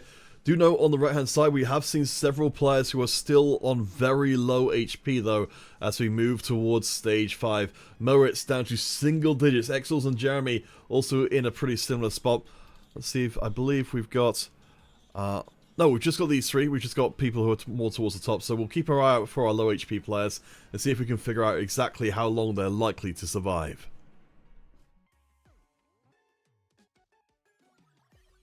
So we can show it in our Aura here, right? Go for the 7 KD. We still haven't found that last spell we would put into the board here. I think we're still lacking, and we're still lacking that Echo, which is a very key component to kind of remove this. We have the Echo on the bench, actually. We probably should be looking into taking out the I think there's a set on the board here that could be removed from the board, and you kind of just like get the Echo, and you get Sentinel, you get Spellweaver, you don't get true damage in this current make of the board. Right? There's still a couple of things here, right? But it is a pretty tricky transition to make a lot of the time here. We're also trying to play down the route of trying to go for a 3-star Nico, which I find pretty interesting. Oh, we've got an update from Hydropat as well, so this is important to what Enerus is doing. Of course, you know, she's looking to get the Ahri online and really put the board together. Unfortunately, over on Hydropat's side of things, he has sold his center and immediately found an Ahri headliner. So that's a big scoop of Ahris out of the pool, making life a lot harder for Enerus going forwards. Yeah, it's kind of what we were talking about, right? The fact that with those early item slams here, Hydro was just like trying to figure out a point in time until he could kind of find that Ahri and kind of see like he was going on a loss streak and then he won his previous fight, which means that for the sake of his economy, he probably thought he had to kind of reset his board state, trying to find a way to play, get this board to be continuously strong out here. And I'm excited to see this. Never mind. I was about to say I was excited to see the Garen do work, and then the Garen just. I think against any other unit than Ahri, who's just got this ridiculous single target damage, that would be pretty much unkillable. I think maybe if you hide the Garen away for a little bit more of the round, that could still go either way. But Hydropat, yeah, feeling real good. VDJ up on the win streak as well. So we've got our pretty clustered towards the top winning players at the moment, as Moritz will be eliminated first. Exels barely holding on 1 HP. Eneros, who will check back in now and see how her next stage is going to be looking, is the next one up, potentially with Jeremy completing our bottom 4 if things do not go well in stage 5.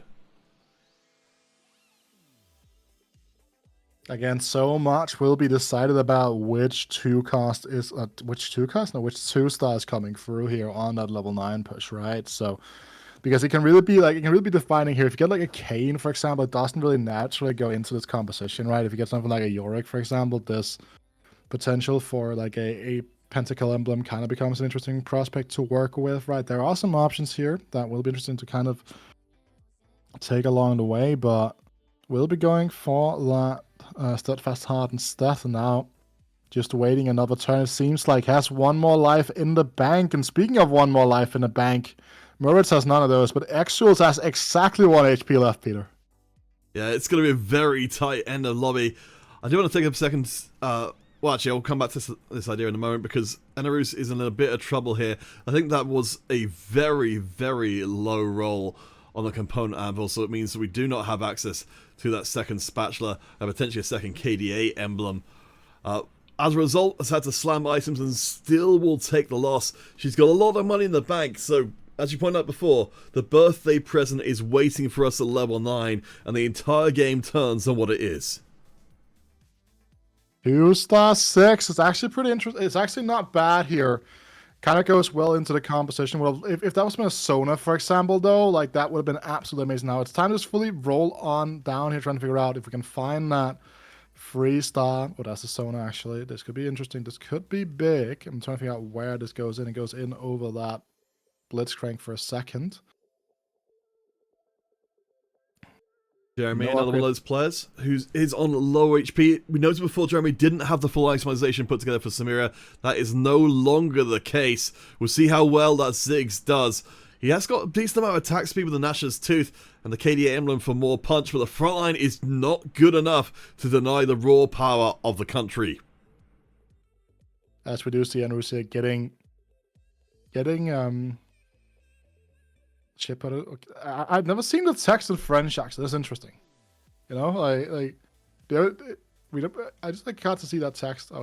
Was that just her screen? I think that was just her stream. I was like, say that was not a part of the. I was trying to rehash the cutscene. I was like, there's no text part to it, is there? Right? I'm not.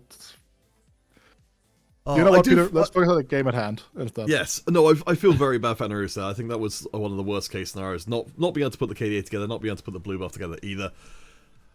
But hopefully, at least he's got the time to do the old mental reset between rounds. For our players who remain, though, it's all to play for. So VDJ, AK Knife, is doing pretty damn well here. We've got the double red buff set up from before. I mean, it's a little bit of a grab bag of the AD compositions. People are normally running one or the other of these two between the Caitlyn and the Ezreal, but for VDJ, why not both? Yeah, this also kind of come down to whether or not you want to go into something like a Jhin board further down the line here, right? On level 9, you can fit that, you can get that Jhin 2 online, you can play Jhin either with the Ezreal or with the Caitlyn as well. I think that the Ezreal right now has the items that are better suited to play down that route here. A couple of emblems as well, Peter. Let's see. I don't know if they're going to... It's a Crowd Diver and Mosher we've got kicking through here. Exils, we haven't got to see a huge amount of, but is presumably going to be benefiting quite a lot from that Crowd Diver if was willing to take it. Does limit the items on the carousel, but VDJ is still able to find a pretty decent one as we're looking towards our tail end here. So again, 2 eliminations so far. Eneros out in 7th. Exils barely holding on to 6th place. So let's see if we can hop across and check out what we've got going on from Hydropat's side of things. The one who stole Eneros's Ari and has managed to actually put together a pretty decent impression of a KDA board, but just with the main parts instead using bruisers as a front line instead. Yeah, this is not like the Sentinel front line that we talk about and we're so used to seeing here, right? But the combination of Bruiser plus Borg is actually a pretty interesting one. And something that's also pretty interesting, well, that's a 3-star Mordekaiser now alongside that Garen. Oh boy. I mean, this is the front line of champions. Best supporter, using the Caitlyn, though, only at 1 star. So the front line may be very, very good, but it's a big part of this is how long Garen can stay up and alive. He's barely holding on for a few moments longer, but Ari again proves the main unit that can deal with him. I think once that Caitlyn, or if that Caitlyn gets a 2-star, this is maybe a different matchup, but for now, I think Hydropat is relatively comfortable with how things are going.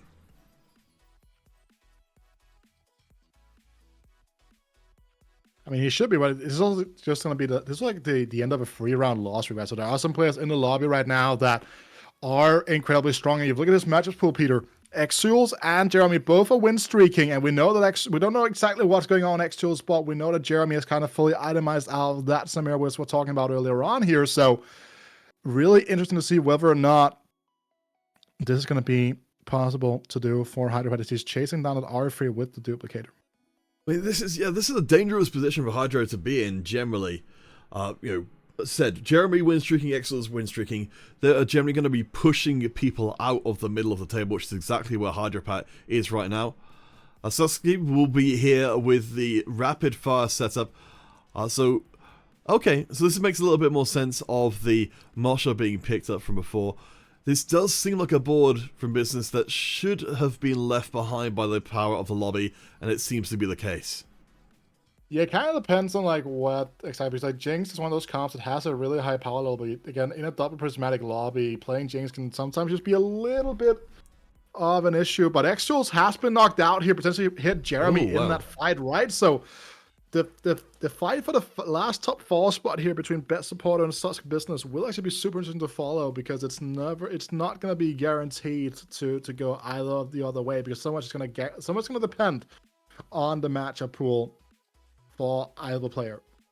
So talking about approaches to the game here for Hydropat did post in the chat saying that he chose to go with Bruises because of the cybernetic bulk. How do you feel, this compares up to the much more common Sentinel 6 frontline?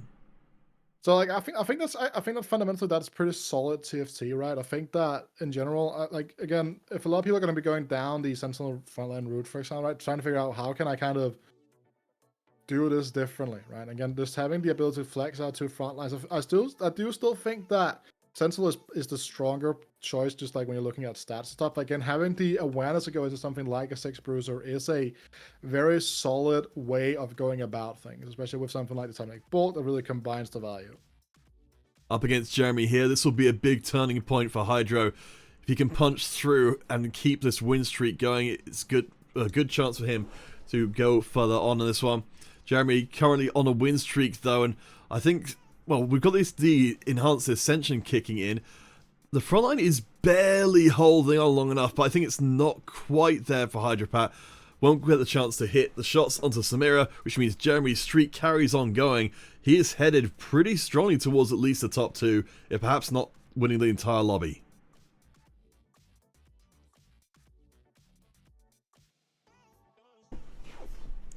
Oh, that is huge hit.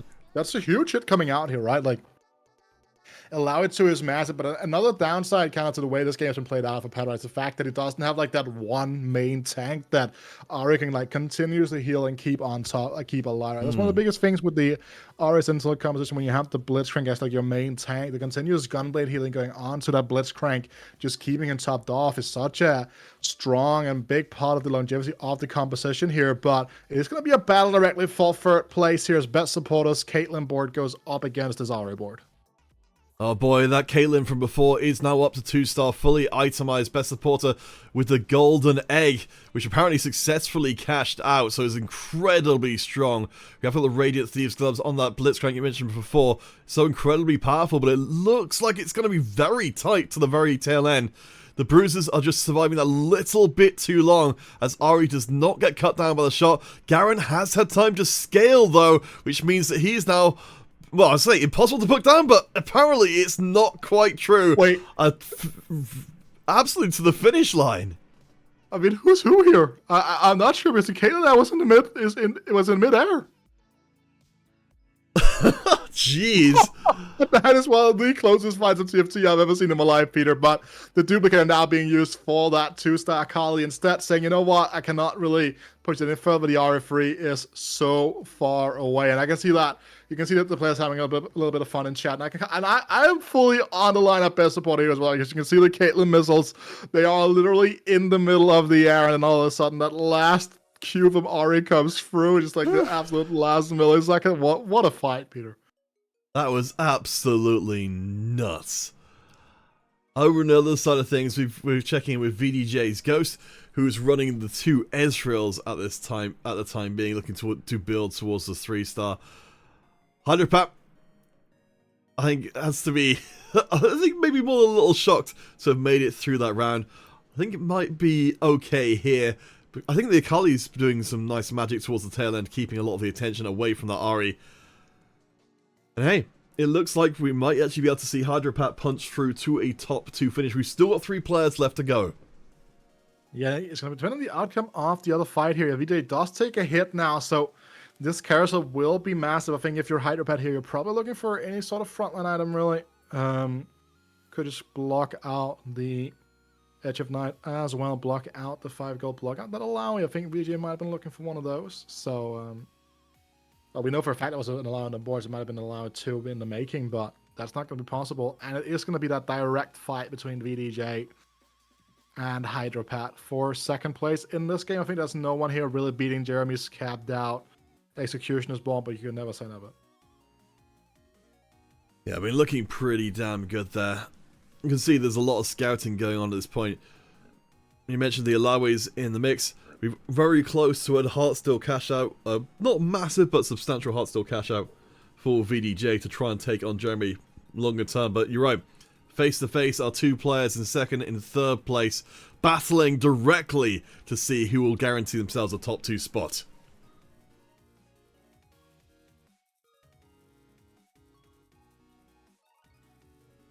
Yeah, the fight here going through now again. Keep an eye on the Akali you're talking about. Right? The double Ezreal this is a fight with a lot of moving pieces coming around, right? Because the double Ezreals, they are just going to be going all over the board here, as we can kind of see that the Ahri in the middle here trying to just get the most of the damage output out here now. It's going to be a double DPS versus 2 tanks here. Ooh. And that is going to be a second place for Hydropat.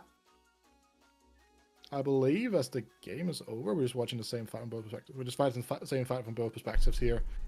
As it's now. No, Hydra was the one to survive that, so I'm still not convinced that Hydra's bought. I mean, Hydra's got 1 life left.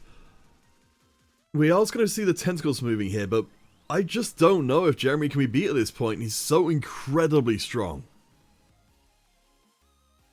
That was like the makers of like an amazing joke, by the way, Peter. Right? Like if we are going to see the pieces moving here, instead it's just like the tentacles of Alawi. It's like things fall in line. But meanwhile, Nope. things are falling in line. Lost me again. Yeah, okay, so things are falling in line for Jeremy here as well, but he found that Last Whisper IE combination for this Samira very early on, and kind of just see how this front line is slowly but surely melting away here, protecting the Samira in the middle of the map here from this Akali too. But with the Ascension coming through here, there are actually some pretty interesting options in terms of being able to kind of close out this fight. Because look at the front line here. It has completely evaporated for Jeremy as this Ahri comp is just pushing down the road here. And with no healing and no combat augments out of the Lucky Gloves, this could just be Hydropat absolutely making it out alive. And think about it, Peter. That one Caitlyn auto attack means that Hydropat might actually end up winning the game. It's really fun to see people's DMs coming through. Ace letting us know that his Ezreal jumped into Yoni's arms 2 seconds into the fight. Yeah, Ezreal's AI is perhaps a little bit suspect. But yeah, I mean, we're now in a position where I believe Jeremy's probably got just above 1 life left up and available. So that was still a really close round between Hydro and Jeremy, and even a small positioning change could swing it. We were in stage 7, Peter. I think every single fight here will end the game now. And the fact that we're kind of finally starting to see the items being centered around this Alara, that's what I was talking about. Getting that big main tank in to buy some time is an absolutely key part of this here. We're just rolling down to see if there's anything we can add to this board here. Even like an upgrade to a 2-star KDA unit to play over this.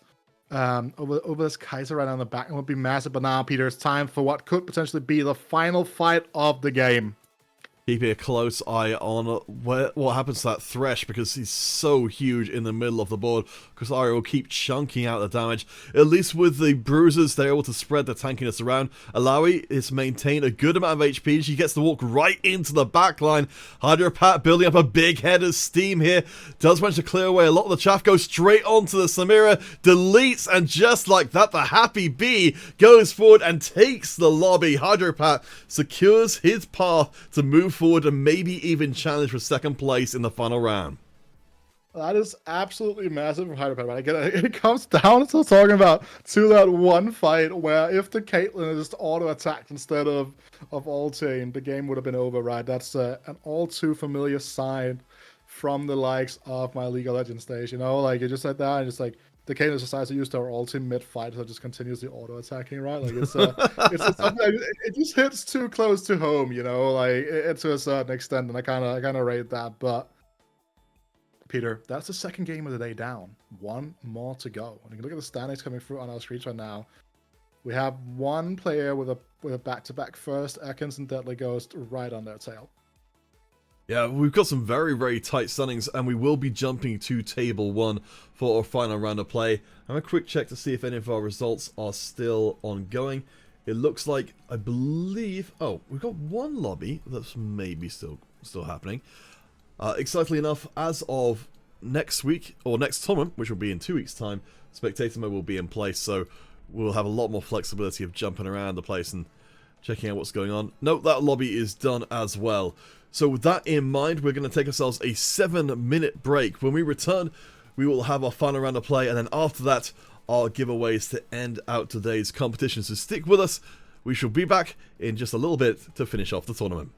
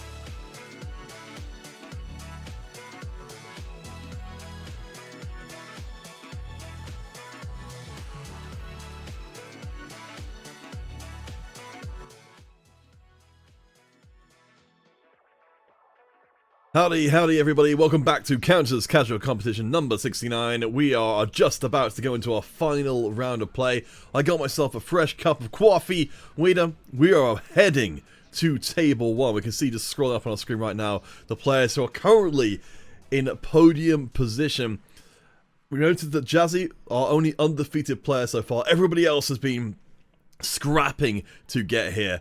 And Scrumpy is very upset, in particular, to be at table 1 because it's going to be a very tough game based on what we've seen so far. Yeah, it definitely is right. We see that. We know. Like we was talking about JK at length earlier today, right? Eken's also a pretty solid player in his own right. More on the organizational side of things in Germany, if I recall correctly, though. But definitely is a very nice person that I had the honor of meeting in Berlin. Very, very nice guy. Went that's really cool. Also met his partner there, and a lot of and like the entire German TFT community, right? I would say, like, you know, in terms of if we bring it out to the big picture of TFT at the moment, it definitely feels like it's Germany's time at the moment. You know, getting Wet Jungle to second in Worlds, getting Kevin Parker second at Vegas. You know, that's no small feat for a region. I think that's very much been in France's shadow for a long time. You know, not quite getting those big wins, but I don't know. I'm really optimistic about what German TFT is going to be looking like longer term. I definitely feel like, you know, we're at the point of TFT's development where having more big hitter countries is only a good thing. Yeah, absolutely, right. And I think that's just, speaking, should be pretty good. And I think that, like, again, Dark Hydra also regional champion, right? First time, and then we have Sasa winning 2 GSCs this year, them winning the Super Brawl as well, right? Like, they have the Dark scene in general this year, yeah, okay, 2024 went an insane year for them so far. Which right? year is it anymore? Not like I was delayed to return back to my apartment because I was somewhere else celebrating the literal new year, right? Like that couldn't be me. Couldn't be me at all. Nah, overrated anyways. But no, I think that in general, right, like they have put so much effort as a region into kind of improving everyone else as well, right? Like I think that there's just so much there, whereas like as a community that is so tight knit, and I think that the French scene as well did that for a long time. They still do, and like obviously I think that the French scene is still deeper, right? Like they moved over to to a situation where like their TRC now is no longer a league. It is just literally like a GSC almost, right? Like that's kind of just the level of like depth and amazing players that they have over there in France. Well, that's the thing, you know, especially if you have a country that's really setting the bar, you hope that they keep setting that bar higher and higher as it goes along. But let's focus in on our table 1 here. So as we said before, Jazz, who we've just seen in the chat, who I think is pretty pleased with how the tournament has gone so far, getting the 2 first places. Let's take a look at some of the results from the previous round. I don't know if we've actually got one of Jazz's games available, but we've got some of the other games at least. So Hydropat, of course, we saw live on stream, pulling off a very impressive ultimate win. So let's jump on to the other one. So Mr. Greggs, who had basically the same sort of idea going on, but with the true damage Caitlyn variation, with the Caitlyn and Ezreal being put together, so which was really interesting. This is something which I haven't really tried myself. Is this a common thing that you've seen? I mean, the thing is that like it's just like the double backliner, right? I guess I mean, like you have that front line with the Yorick, with the Ilaoi as well, right? You have like pretty much everything you need there, and I think that in general you just play tempo around what you hit when you're going down this route, and then that looks like what Mr. Greggs has been doing here. I guess that he's enjoying some. Is it sausage rolls that Greggs are known for? Yes, it is. Right. I guess that Mr. Greggs is a big sausage roll fan, and here we actually have Jazzy's game, right? So we see this we actually see someone winning the lobby with this is like the lobby 1 from before, right? Yes. With a Jax free, and it's what I'm talking about, by the way, right? With the Sonya's Paradox, this unit becomes absolutely unkillable. Like this unit with Sonya's Paradox is something else, man. Like if you look at the stats for this unit when you have Sonya's Paradox on him, it's wild how much it changes the average placement. Yeah, I mean, even just a couple of seconds of that invulnerability is very, very good. I also like seeing the Z itemize as well. So yes, Hydra, your wish has been fulfilled. So I don't know if... Yeah, so Jazz has been doing extremely well. So from our other... Let's like start talking Turkey here in terms of what our players are going to need to do. So let's bring this back up on screen for a second. Our points for Table 1. Of course, if Jazz wins this lobby, then of course he will take the championship.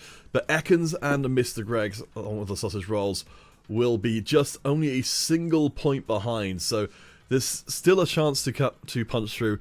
With the way the tiebreakers work, which are based on number of first places, Jazz still has the advantage that if it does go to a tie, he's going to be in the best position to still win out and get the championship overall. So it's really going to be for the rest of the players to try and pull Jazz out of those ideally top two positions to be able to really upturn the apple cart. Yeah, it's also just in general, like, every single placement in this game will matter a lot, right? If you look at the lobby here, you see the players that, like, there's 3 points from 8th to 1st right now, right? So every single placement will matter in terms of being able to get towards that podium position, get towards just like a top 4, maybe not finishing 8th, or stuff like that. Like, there's so many things here, again, like, with those individual,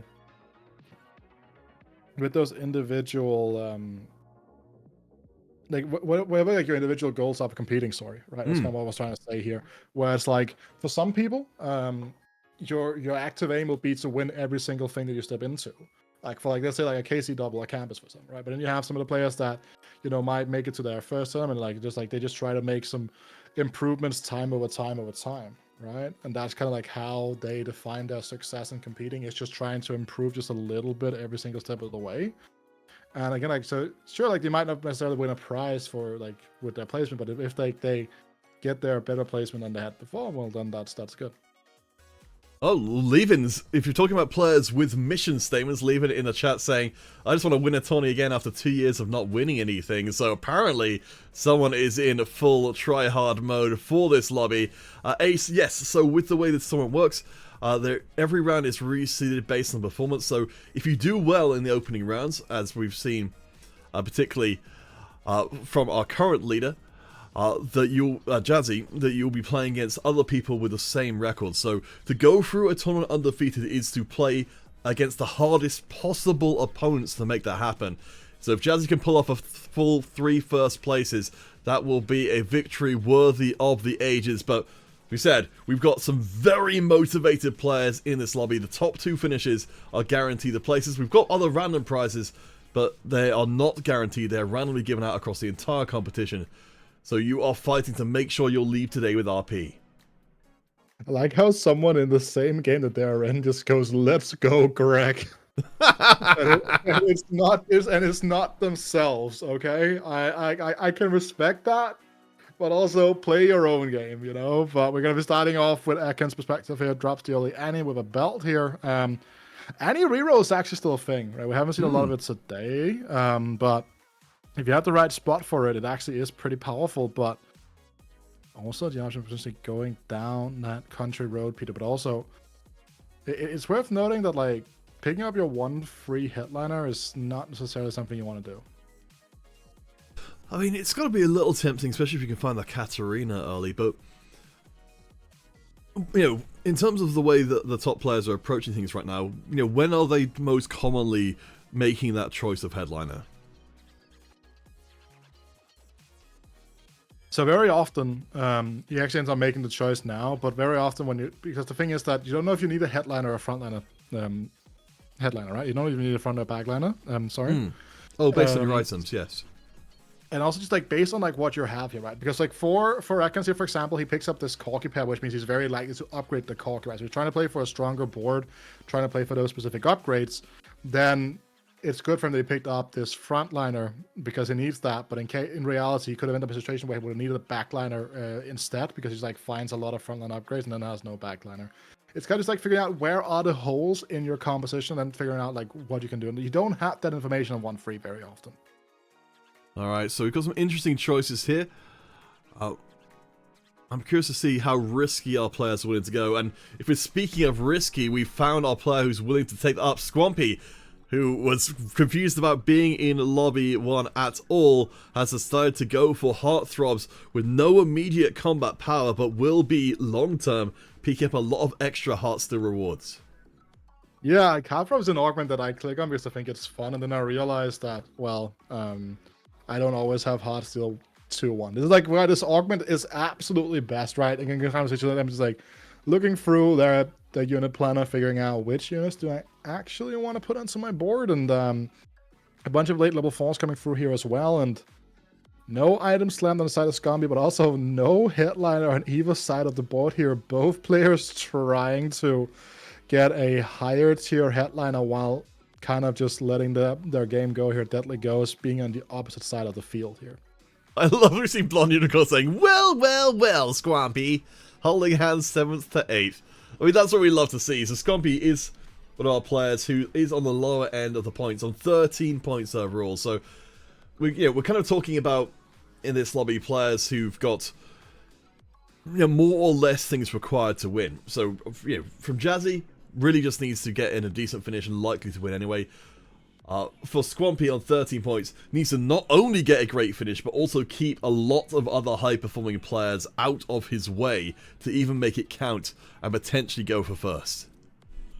Yeah, so something I actually kind of want to point out here is the fact that we saw that it goes with that early Mordekaiser with the Crown Guard augment. There is a very niche reroll line with Mordekaiser free and triple Crown Guard with Superfan, and that was played quite a bit at the start of the set by Volterix. Okay. It's like the first time I saw that, and there's actually like I don't know how good the stats are for that con specifically now, but back then the stats were absolutely crazy. It's a very niche line that actually is open for Deadly Ghost right now. I'm not sure if they are aware of it, but it is something that you could end up going down. I'm excited to see it, yeah. A completely invincible front line for 8 seconds isn't too shabby at all. Checking in with Blonde Unicorn, who is picking up, along with Squampy, the Heartsteel. Honestly, that's definitely one of the compositions we haven't seen be too unusual in a given lobby that's multiple people will be going down it. For the time being, actually picking up a pretty early game focus augment here for Unicorn rather than something economical to help boost up the power of this lost streak. I am doing my research, Peter, because I don't want to mislead the people. No, we cannot. We must only tell them the truth at all times. Or entertaining lies. Those are also acceptable. So right now, yes. Right now, Diamond Plus, because I haven't updated my thing in Madu Hiki. We are looking at a 2.8 average over around 750 games of Mordekaiser free with Crown Guarded and Crown Guards.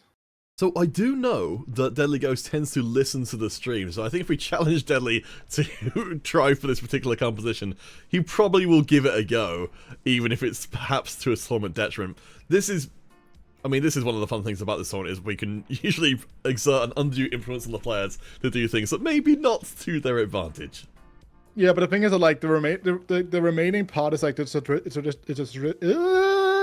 morning. The remaining part of the composition is that it is a traditional pentakill board, Peter, right? So right now, Kaf is not looking too hard, right? It's like it's a part of like the, so basically it's just like a different variant of the Akali Kafis board that we have not seen a lot of on this patch, because the Akali Kafis board tends to play from behind, play from ahead a lot, and then kind of bleed out, and you're not capping out high enough very often compared to those Aria boards and from the full openness to kind of like get strong placements.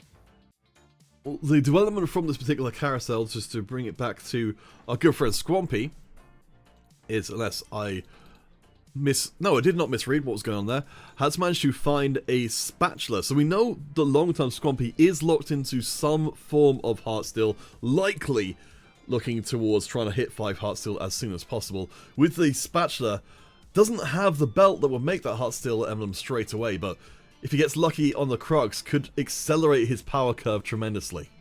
I mean, one build in a dream could also come out of this Heartsteel tour box right now, Peter, right? There are plenty of options for that belt to arrive, as we can see here.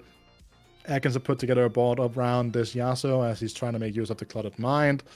But this one is actually really good, I would say, for Squampy in terms of being able to go for those really strong cash outs, right? So You get 5 Hostile online. I think it's a very likely proposition right now. So super excited to see where this game will end up. And he's killing a lot of units as well here, right?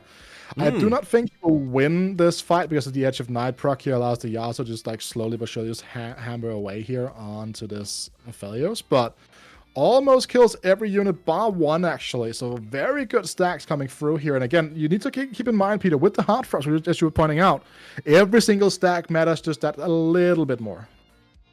Oh, and alongside, we've actually had some action in our chat here. So Squampy throwing down the, I'm going to run 7 Heartsteel angle. Hydropat says, why 7? Why not 10 Heartsteel? Honestly, I'm here for it. We're in the final game of the tournament. If you're going to go big and try and find yourself, I believe it's 3 Heartsteel emblems to pull off one of the most ludicrous boards in the world, this is the place to do it. Yes, definitely is here now. We also have Believer, who is also on Hard Front, but haven't found the Hostile units and is on that full-on grief path right now, and actually just limits a big amount of the stacks here. But more importantly, Peter, griefs the loss streak here, right? So the economic engine of Squampy has been brought to a halt. Yeah, I mean that's the consequence, isn't it? You know, you've got 2 people on the same trajectory for the lobby. I do like the boldness from Believer there to say, you know what, I don't need Heartsteel stacks this round, I just need to try and slow down Squampy, who perhaps is who Believer sees as the primary competition long term, because we know these Heartsteels, you know, can ultimately become absolutely monstrous.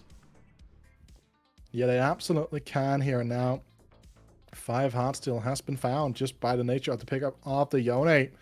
The emblem will obviously still be a very nice bonus because it allows you to play an upgraded unit to add to this front line at some point, and you can kind of just talk about whichever unit you don't want to have on the board in that regard. But we need to be able to kill some units starting stage 3 here if we are Squampy, so 1 or 2 more unit upgrades here would be very welcome. So, Squampy manifesting the chat, Ezreal and the belt from this round. I mean, easy. Alright, there's one of them! So, all we need is an Ezreal and the path is complete. We're going up to perhaps 6... going to 7 Heartsteel in rapid fashion. Not quite the full layout there of everything you could possibly hope for, but at least the emblem is now going to be live. Can you complain too much, though, right? Like, you get the emblem, you're not getting a gold orb here most of the time regardless, but... Oh, I just, like, saw the forecast and I was like, I was so ready for that to be...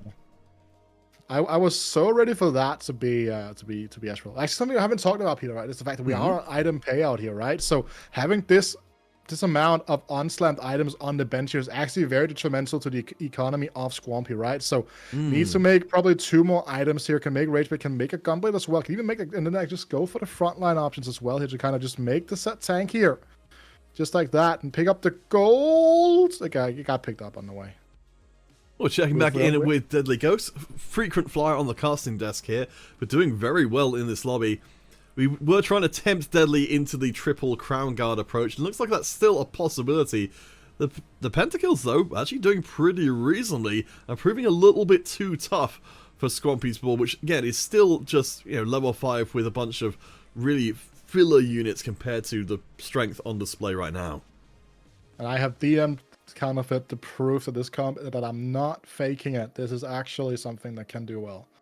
Okay, I have DM'd the proof. I have the receipts. Okay, but holy moly! Average placement 1.58. That's based on 43 games? I mean, that's... It is, but it is a niche line you need to be aware of. However, but speaking of lines you need to be aware of right now, we are looking at. Ekans here has the Lucky Gloves plus also has the Imperial Bulwark here, so very item-centric setup, but Lucky Gloves, generally speaking, is very good at speaking. You know, is a very strong augment here, but Imperial Bulwark just provides you with so much frontline here, and if you are Ekans, you get to slam a Warmock's armor as well. It kills your potential item option here for the Ori instead of being able to go down that route if you want to go down there with the Nashes, obviously, but still, just for the immediate tempo of just staying alive for as long as possible and just like ensuring that you don't just lose unnecessary life here while going for the Clouded Mine is an absolutely amazing item pickup. Deadly Ghost, once more back on our screens. I'm really impressed by how good this Pentakill board. I mean, we've only got the one Crown Guard online so far, but working relatively well. I'd imagine, you know, in our previous game, of course, we saw the Garen getting eliminated by Ares to the face. I imagine if you could throw 3 Crown Guard shields in the way of a even fully itemized Ahri, you're still looking at a Mordekaiser who could stick around for a long time. Yeah, for the most part, it's worth noting that this comp does a lot better if you have... Not a lot better, like, generally speaking, it is better, speaking about the Mordekaiser thing here, with Chosen Mordekaiser. You don't need to have the Headliner Mordekaiser, but it is a very nice bonus to get those extra stats going in the immediate process, right? So, also I can see here that, like, he is holding on to like all the Sentinels here. Wants to transition at some point fully into that line, it looks like, on the bench. We're going over to another one of our Heartsteel players here in Blonde Unicorns. We have quite a lot of those, actually. At least 3. Believer. Well, Believer is on his final reserves very shortly. Going out of the hard frops here. Did not get the Heartsteel online, so it's actually playing down 2 augments right now. No power being granted, right? That's a big thing to keep in mind here. That is, yeah, I don't think I've seen people do that before. But, alright, Believer's definitely got something in mind. Look, the final reserve certainly is a potential big turnaround on 41 HP, as Blonde Unicorn will just about tick over. I think Blonde, though, is at the point where he probably doesn't care too much about win streaks and loss streaks, because he's got 100 gold in the hedge fund in the bank. He is already swimming in interest. Yeah, picks up that Blitzcrank with a belt. If you were Ekans right now, you would have loved that, but just getting out 1 round too late for that to be a possibility for you. Instead, going with the tier, starting to build towards those Ahri items, one would assume, at least. Could go back into a TF board as well. We have seen him do that with great success already today in game number 1. It's going to be an interesting one to kind of see where we are going to be standing here, as we do see the standings come out on the screen, I believe. Yes, so we can kind of take context of what we're looking at here. So remember that we've got our friend Jazzy, who is undefeated so far in the tournament, is also undefeated in this lobby, currently riding a 100 streak. That's absolutely crazy. And, you know, in terms of the various scenarios that would need to happen for Jazzy not to win this competition, we are in the darkest timeline here for everybody else in the lobby.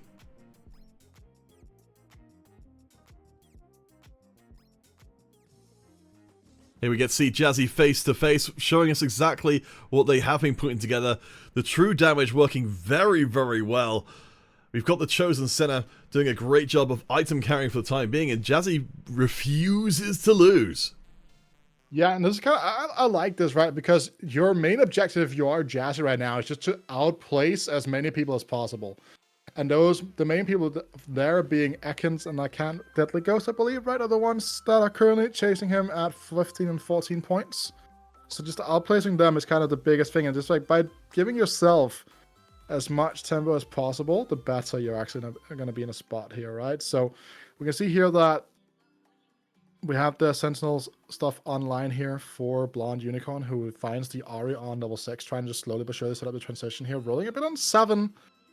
Not too sure. Oh, I had to refine Heartsteel. Okay, I see. That makes a lot of sense. Just getting Heartsteel online. I say that with that, we are going to sell that off. Okay. We're going level 8 next turn. Okay. There's a lot going on with Blonde Unicorn here. There are, like, so like in League of Legends, you talk about like not talking about hovers and champion selects. This is kind of like a situation, an example of like don't talk about hovers to a certain extent, right? Well, I guess we get it. So this is interesting for Blonde Unicorn, because we've had several players going very aggressive, economically aggressive in this lobby. You know, taking lost streets, trying to put in Heartsteel long term. Unicorn was the one player who took the healing orbs early on, and so didn't actually kind of double down on that. The hedge fund, you know, having the 100 gold has kind of reversed course, but for Unicorn to be flying with Heartsteel as well suggests that he's really shooting for trying to get the biggest possible late game situation he can. Yeah, so like with this amount of gold here, I'm actually interested to see whether or not the play here, the angling here is just going to be to figure out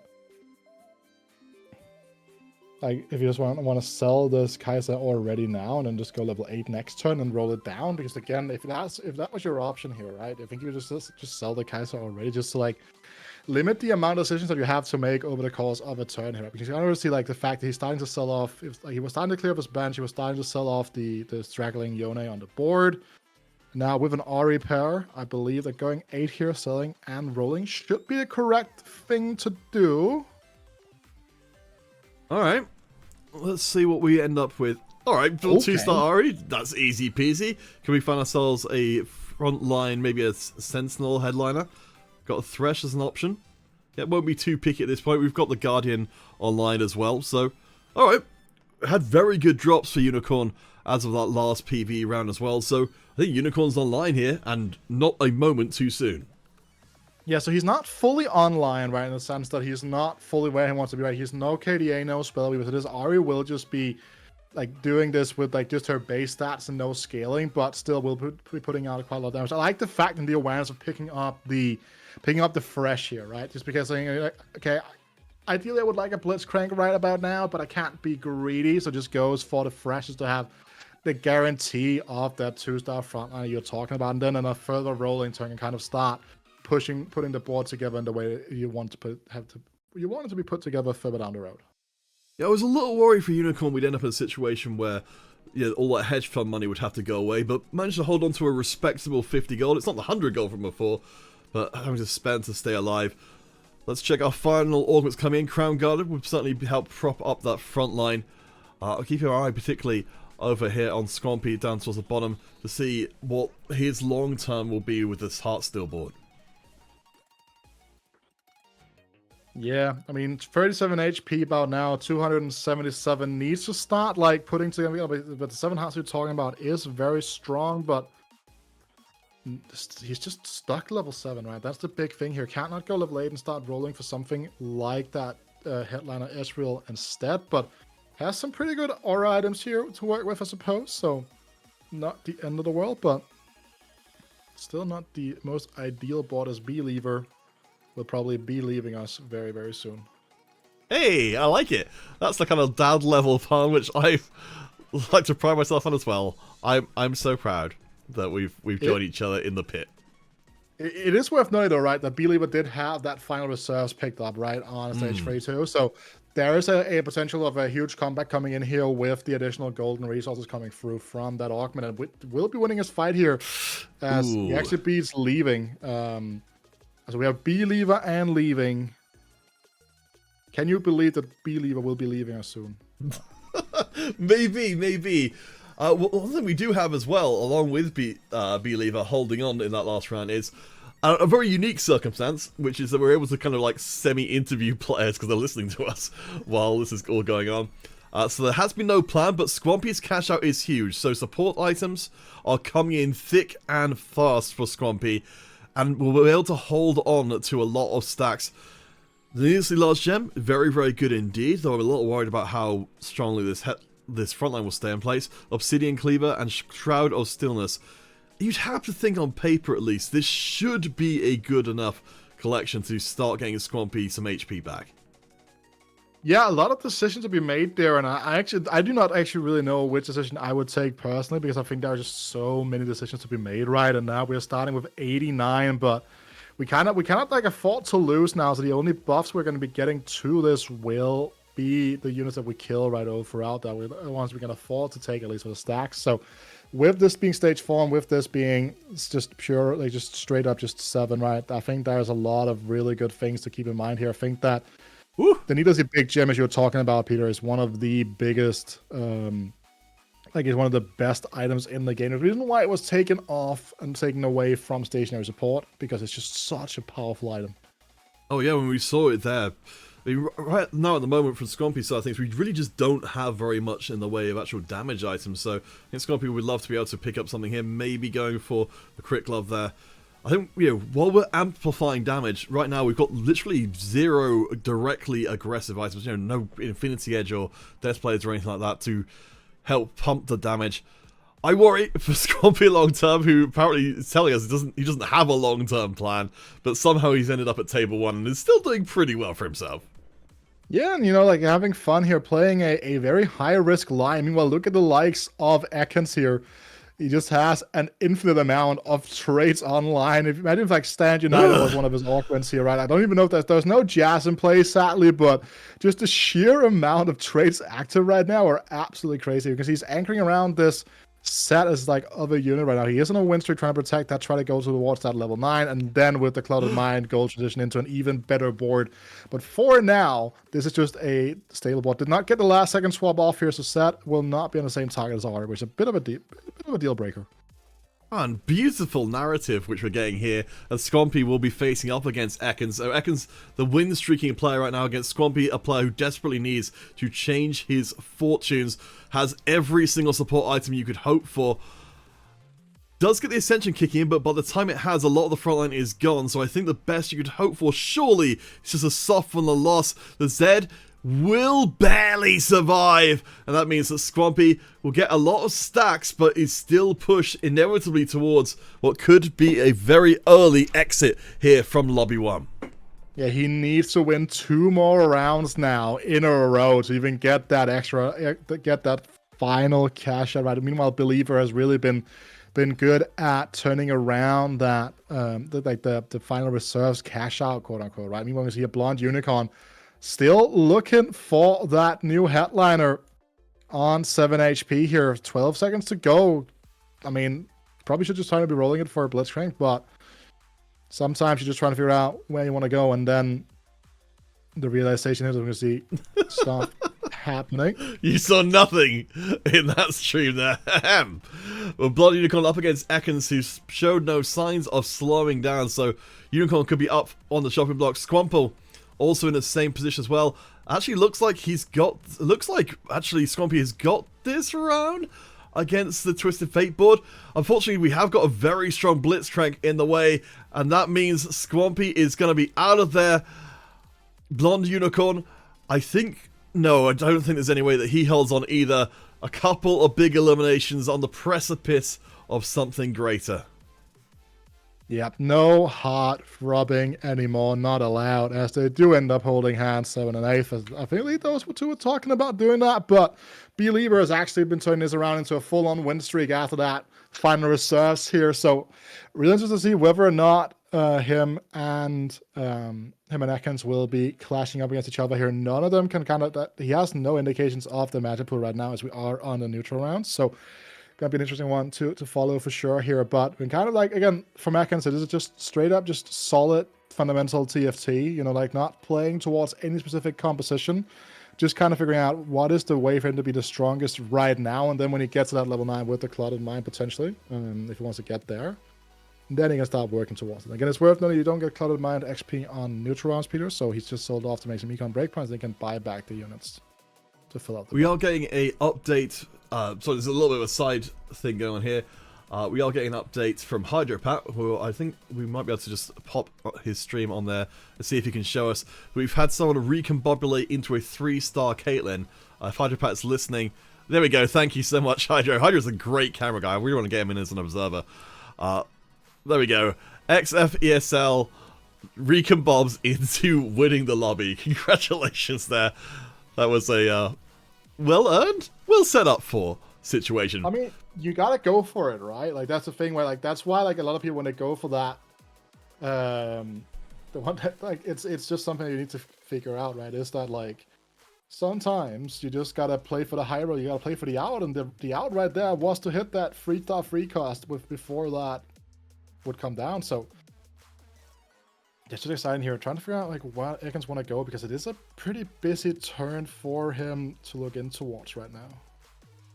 And thank you to all our players who are sticking around after being eliminated, particularly, Squompy and Little Bonnie Unicorn giving us some extra POVs. Again, from the next tournament, we will have free-form spectators, so we'll be able to go look at whatever we like, whenever we like. But for the time being, we're keeping an eye out on the Believer, who has got really fascinating. So we've got ourselves a headliner going through. So we've got the double AD setup from before. I'm really interested to see how this one does for Believer, because Lucian hasn't been necessarily a priority unit for a lot of people. Now he has, and Carvis gets eliminated here. Deadly Ghost. He is trying to find that third Mordekaiser, but he has got the luck. three. He has got the 3 god. Oh my gosh, my brain is turned off for a second. The 3 Crown Gods? The Crown Guard, sorry, I was thinking, for some reason my brain was turning back Crown Breaker. But yeah, the 3 Crown Guard from Deadly Ghost has been achieved. The 3-star Mordekaiser are still way off. Look at those HP totals though, Wita. Our top 4 is is grabbable here for 4 different players.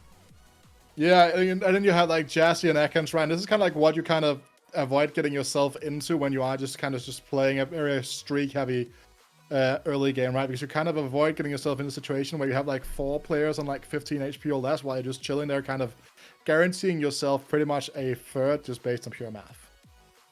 We're checking back in with Jasnia, who is our only undefeated player, trying to eliminate Mr. Greggs, who has got a very nice setup here with the Caitlyn fully itemized. I think this might actually be a little bit of an upset for all of our 4 surviving players on one single life. If they survive through this round, they likely make top 4. Mr. Greggs survives.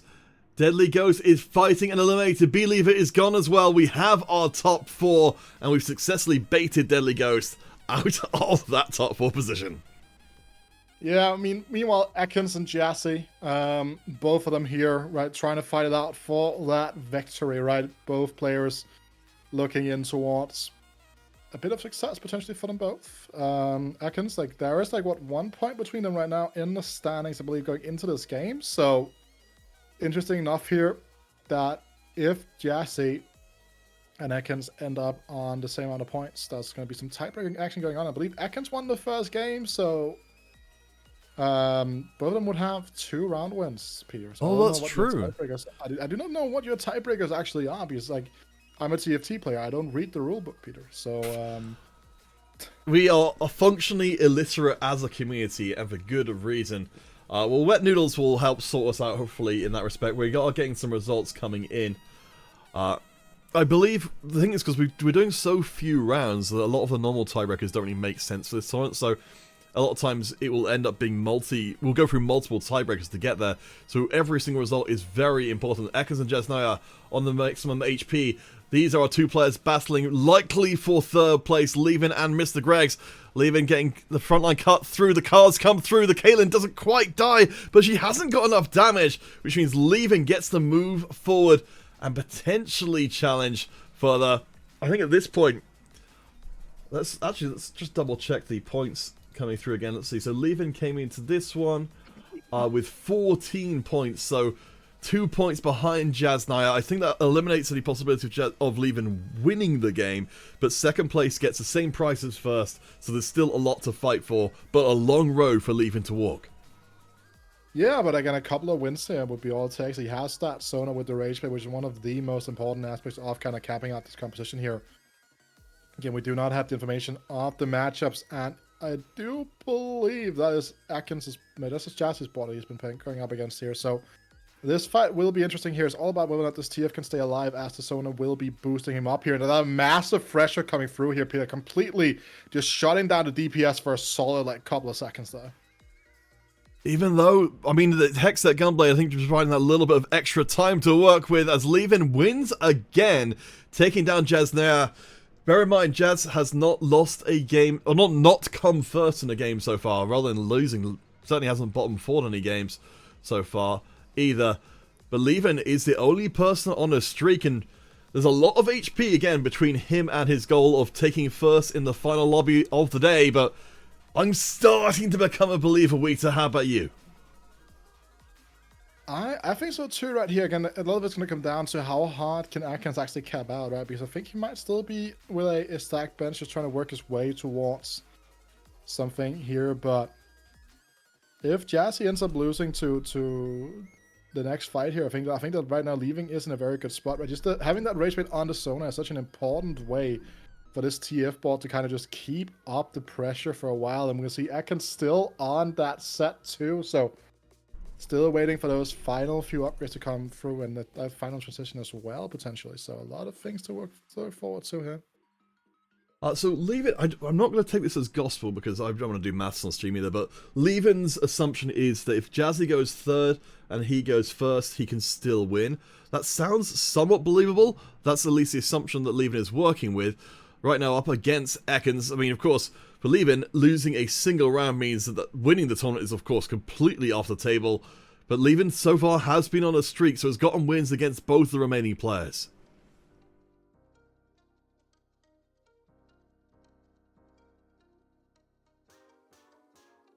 And Ekans takes another loss here, actually, so it might just be slowly but surely slipping away from him. Still has 30 gold to work with, though, so a lot of potential upgrades to be put into the mix here. Oh, he's looking for a set free, actually. That is what he's trying to chase down right now. So the players here in Jassy and Levin, if they can hold on to any copies of that unit, that would be absolutely important. Like, would be very important for them to completely block out. Meanwhile, we can see here Leaving looking at a TF free angle himself. So a lot of freestyles being chased down here, Peter. The players all realize they need that finishing blow to come in to turn this one. Jasnaya and Ekans. We thought these would be the two rivals for the final lobby, but it's turned into a three-way dance.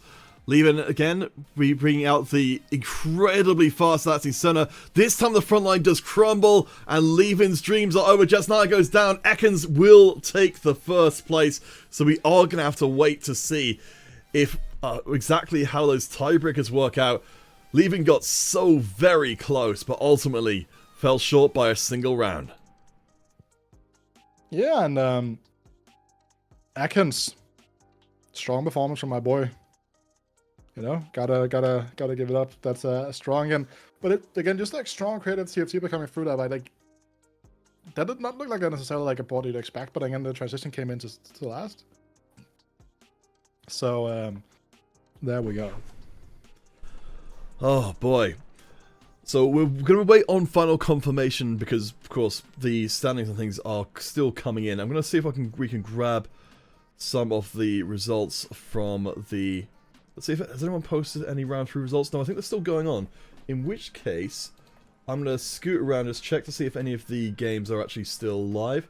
No, Yerka, I think, just won his game. Hydropat's game with a 3-star Caitlyn is actually somehow still going. So let's go check that out, I suppose. I would just assume that everyone would have died to 3-star Caitlyn at this point, but maybe not. Yeah, I mean, it takes time, right? Like, that's something that... It's XFSL has that, yeah. I mean, it takes time to kill people, right? Like, again, it's a very meticulous process of eliminating people from a game of TFT. Oh yes, one must always be careful. I mean, you know, I guess we're not living in a world where we're, 3-star Ari losing it out a la Mortdog. And XF, we can see, has been put under a degree of pressure because the wellness trust is in place, and right now XF doesn't actually have enough money to proc that. I suppose the other advantage for the other players is that XF has 0 combat augments at all. So in terms of multiplicative power of the board, it's purely relying on the fact that there is a 3-star Caitlyn in play. I mean, it's also a 2-star Yorick, right? Like, with a full item set here as well, fully itemized. Like, there are different angles here. But, actually, one of the boards that could contest it, you're talking about, Peter, actually. The center reroll line here could actually be pretty scary, all things considered. Because, like, ooh. Oh. I say maybe. I mean, one more Caitlyn All-Seeing. And, oh, maybe not! Oh my gosh! This is maybe what's been happening. The 3-star gets blown up. Assassin lives up to their name. Furious Pug, what a great name. Getting eliminated along with Pills a bit before. But we're down to a top 3 where... The top 2, my apologies. Where maybe a 3-star Caitlyn might not be the guaranteed win. So there is something to be said about the positioning here as well, right? Because you want to have Caitlyn opposite side of the enemy's carry because Caitlyn targets the target that's furthest away. And it also just means, like, the more distance you can put between the Senna and the Caitlyn, the better. Because, like, then that way, when that front line in front of Caitlyn dies, the Senna will not immediately be... Like, this will not immediately be going on to the Caitlyn. Because you look at the front line that's in front of the Caitlyn here as well, right? Like, there's a Shroud, obviously, there's kind of things that kind of work out here, but... you're looking at the front line in front of you. You have a Garen and then you have the Tentacle from Malawi, right? You need to move. I would move like the Blitzkrieg away, move like the Fresh over. Just have some sort of like 2-star front line in front of that, so like it doesn't get absolutely blown up immediately. All right, let's try it again. I mean, XFS has to. Sorry, he's only got one more life left, so Assassin in a shockingly good positioning. I can't believe how effective the Senna is being, but the true damage... the true damage is not even active. I do not know what on earth is going on, but this round at least goes the way we would have expected against Assassin, with a very one-sided one towards XF. We've still got a couple more chances for Assassin to pull off a miracle again. Yeah, and this time around, the Caitlyn did not just randomly get sniped off, right? I think it wasn't like the first point of contact, and it's just such an important thing to kind of avoid that happening, because we also saw how like the Kiana was just able to completely go into the backline unattached as well, right? So a lot of things to kind of keep in mind here. We will have 2 more fights unless Assassin wins this one, because of the fact he has 31 HP and we're going to be going into round 7, stage 7 even. Which means something can come off the carousel, Peter. Like not off the PvE round, that could potentially change the fight here. Good Shroud to start the fight here. And apologies for misspeaking before. Assassin with a 6 true damage in play. It's having a pretty decent start to the round, but I like the Caitlyn being put in the middle. She gets knocked aside. Kiana goes for it again, gets her down very low and eliminates her, but the Jhin is still standing. One more shot, and somehow Assassin pushes XF down to 1 HP. I was sure that one was done, but still, we are going round again. We are going around again here. Positioning again, kind of again, a bit of a contentious point here, but Caitlyn is not necessarily, you want to put into the middle of the field here, but I can kind of see like she just gets wrapped a little easier, just put it into the corner. But it is a difficult one to position here, because you also can kind of say that Assassin hasn't really moved this dummy a lot throughout this fight, so you kind of don't have to expect a whole lot. Right? That's the thing when you're playing against a board like this one, where you have something that's so positionally dependent, like the dummy, for example, right? Like it means that they have to project that positioning a little bit more. GG's, Mr. Greggs. This is, well, while this is not a top lobby play right now, this is certainly a hell of a way to end the game.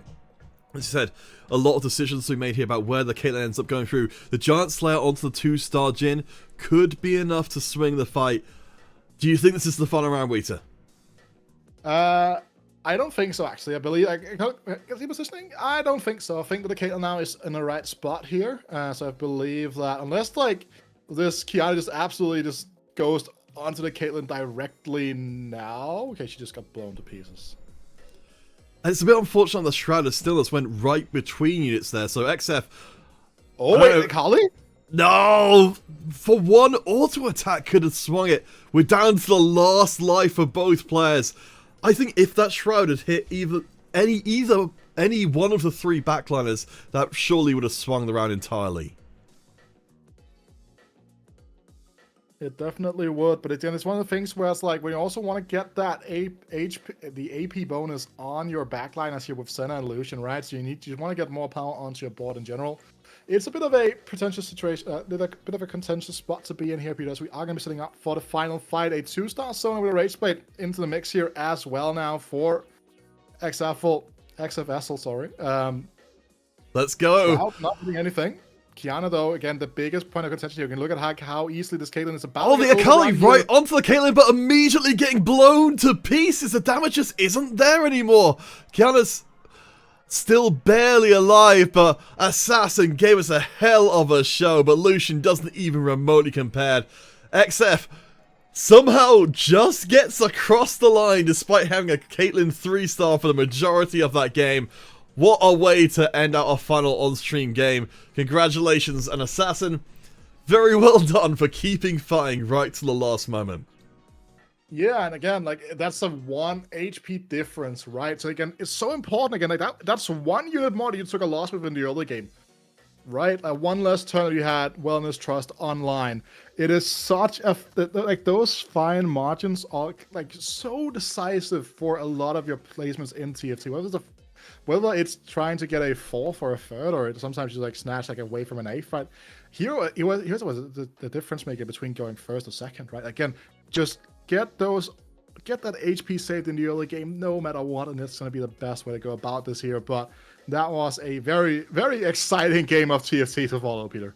No kidding. I'm going to see if we can pull up some results, since I think I maybe pull the trigger on that one a little bit too soon before. We have got some of our results from the other lobby, which we're going to bring up just while we wait for the final standings to be completely confirmed. Let's... Boop, boop, boop, boop, boop. Let's bring that up on screen right now. So Staffordshire winning out that one with a Sentinel board that was building towards an RE3, but didn't ultimately get the chance to deploy her before the round was over. What do you make of the... Yeah, sorry. Okay, I was going to say, Akali Calf is in second place here, but again, the comp isn't as bad as I make it out to be, but just like, it is just kind of like a B tier comp in a world of like S tier competitions existing, so you have to play it like from an incredibly good spot here. I assume that's kind of what happened here with Conservative. His augments are very good, right? You have the Into the Night augment. Oh, sorry, hold the phone. We've just been told that there's actually a game still going on. So Roos was Exuals here. Exuals on a win streak. Yes. So I guess we'll come back to the last to breaking down the tournament in a second, because Enerus is still playing. Has a really good looking board, but Exuals is the one win streaking, as you said. Oh, well, 6-2 arrives a little bit too late here. Again, you don't necessarily have to furiously roll it down right now. You're not under any threat of elimination here at all, but you can see here that Exuals, meanwhile, has a capped out level 10 board, still with a couple of 1-stars in the mix, but has that Menacing Jhin in the backline together with that Beer of Shodian. So that bench is going to get filled up so quickly. But maybe that 6-2 will be the big decision maker here. Actually, it looks like this has been an Annie reroll game, Peter. Something we saw her kind of sitting into earlier today. Oh yeah, well, I mean, I definitely like the Annie as well. Though I have to think, you compare the Jhin with the Malazane compared to the Annie and the Malazane, and you're in a completely different planet. I do wonder if maybe... I mean, we're at 7 Spellweaver, but given how for Enerus that last round honestly just wasn't that close, it feels like we're maybe fishing for the Sona 2. I don't know if there's a world in which we ever just sell the Annie and start moving these items onto higher tier units. I don't think so. Any free is an absolutely insane. You already have your Auri fully itemized here. I think any free will be pushing out more damage than 6 even with these items, right? I think that these are not necessarily like your ideal Annie items, but just Annie as a composition in general here has some difficulties in trying to like close out games often. Like again, you don't have the Sona items either that really would. But then also, Exuals is level 10 with triple combat augment, Peter. Like this is a ridiculous board that is pretty much impossible to tear down. Yeah, and I love the Hextech Gunblade on the Jhin as well, just making that front line so much harder to punch through. Enerus taking a second there, I think a very respectable second, because that first place composition was absolutely nuts. But I believe with Exuals taking the win there, that should in fact this time be a fun result. Thank you to Hydro for letting us know that there were other games going on. Hopefully in the future we'll have a much better read on when the games are going on. I'm hopefully going to get everybody to add my observing account as a friend, so I can just look through the list and see, is anyone in game? Okay, yes. Oh, well, before we get to the final giveaways and things, I just had updates for some of the players. Aseng lost to Akali Karthus with the same board as 6 Sentinels, allowing made a difference. Okay, interesting. And Concerto experimenting with Yorick and Pentakill Spat. There seems to be some quite thoughtful stuff going on in the chat between our players. I like that even in the casual competition we've got people who are cooking and preparing themselves for the next event, even at the end of the previous one. Yep, absolutely, Peter. And again, I think we've had a pretty solid day overall here. Pretty fun, some fun games for sure. We've seen some pretty wild stuff. We saw Caitlyn Free almost losing. That was an interesting one for sure. Also, the people can't see this obviously, but I am amazed that you're using compact Discord, by the way. I cannot... Like, not seeing people's avatars throws me off. Oh, right, okay. Sorry, I was like, compact disc? You mean like a CD? We don't use them anymore. I mean, you're quite the boomer, Peter, right? Like, I am quite the boomer. I remember cassette tapes. I'm not quite enough to remember... So do I, but like... don't remember like actively buying them, which I feel like you probably do. I remember a Musa album being the first cassette tape, which I got, which was great. But putting boomerism aside for just a few moments, we know it will never be too far away. We have got confirmed our final results today, so let us unveil El Podium. Do-do-do-do. And Ekans, the sneaky snake, will just pip ahead of Jesnaya in the standings. Of course, they'll both get a prize, the same prize, for managing to do that. So congratulations. I'm going to see if Ekans... I don't know if Ekans has even got a microphone. So we'll see if Ekans is free for a chat. Would you like to speak on... like to be interviewed on stream? If so, jump into the chat. Alright, we'll see if Ekans is up for doing that. I mean, he's in chat right now. Oh, he's in chat right now. Alright, we'll see if he says yes, then I'll scoop him up and... Sure, we can do that, he just said. Yeah. So that's good. Okay, great. Ekans is on the way. Ooh. Did it work? Ekans, are you with us? Hi! Yeah, Oh, I'm with you. Guten Tag, Bruder. Guten Tag, Bruder. Guten Tag, Vita, Bruder, Abi. Glückwunsch auf den Sire, no? Ja, danke. Ja. No, Well, I'm glad. You guys obviously have an intense bond built up already, but let's start off the interview like every interview with every player in any esports things ever does, because it's the question that people need to know. How does it feel, Ekans, to be the champion of tournament number 69? For me, it was a special tournament because of the number, of course. Of course. So I decided to high roll today and just play my best, so I can perform in the GSC qualifier as well. And yeah, it worked out. It was great. So I made sure to win number 69, and yeah, I'm happy that I made it. Good love that, you know. Yeah, I love that, you know, like just a good old 69 here. This is definitely is this a bigger accomplishment than like managing to get like 20 people a seat at like a very busy Vietnamese restaurant? Yeah, actually, that's kind of hard decision to make, to be honest. But in the end, I think winning this tournament is a little bit better than getting a table for 20 people in a Vietnamese restaurant in Berlin on a busy Friday evening. But yeah, I'm happy that we made both things happen together, Wita, and yeah, therefore I'm glad for both occasions that happened.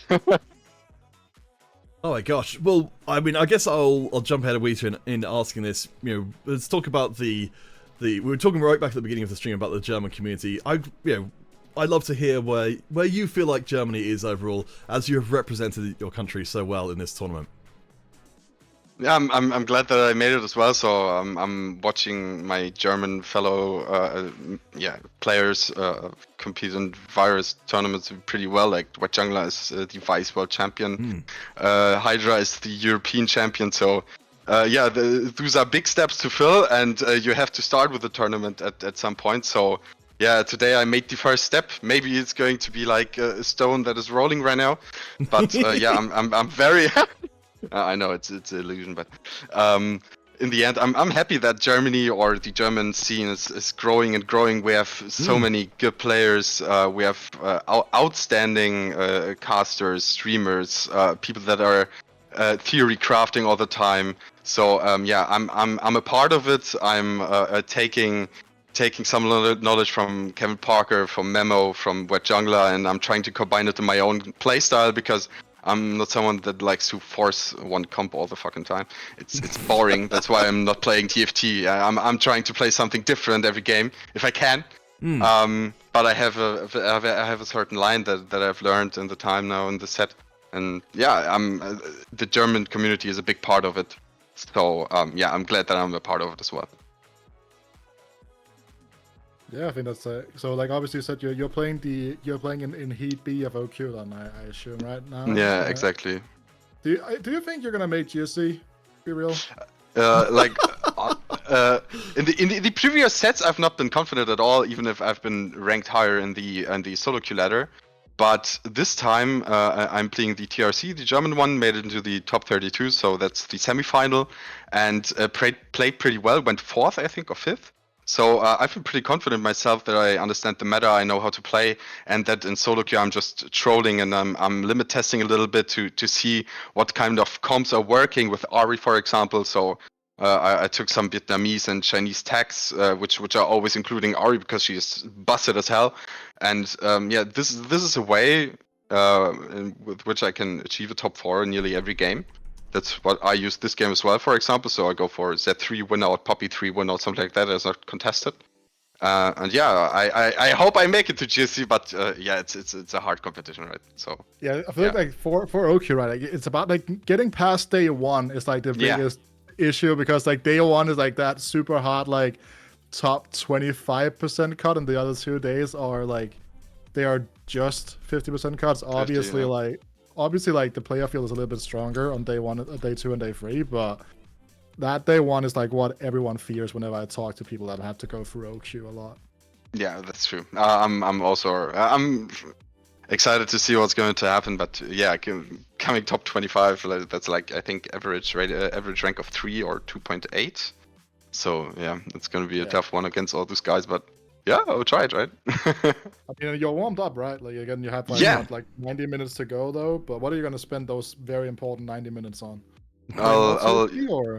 Yeah, I think I'll play a game of TFT to limit test something. I had in like game 2, which I thought about, but I was like, okay, come on, I'll try to play my line right now, which I had in mind, and we'll try to test it on solo queue. So I'll try to force that right now, and we'll see how it's going to work out. All right, Ekans. So we'll let you go in a second so we can start doing the giveaways. But before we do, I mean, we've already kind of shouted out the German community as a whole, but is there anyone that you would like to acknowledge or send some good wishes towards before heading out today as our champion? Thanks to everyone who has watched my stream today. Of course, I'm happy if anyone is tuning in. Check it out if you want.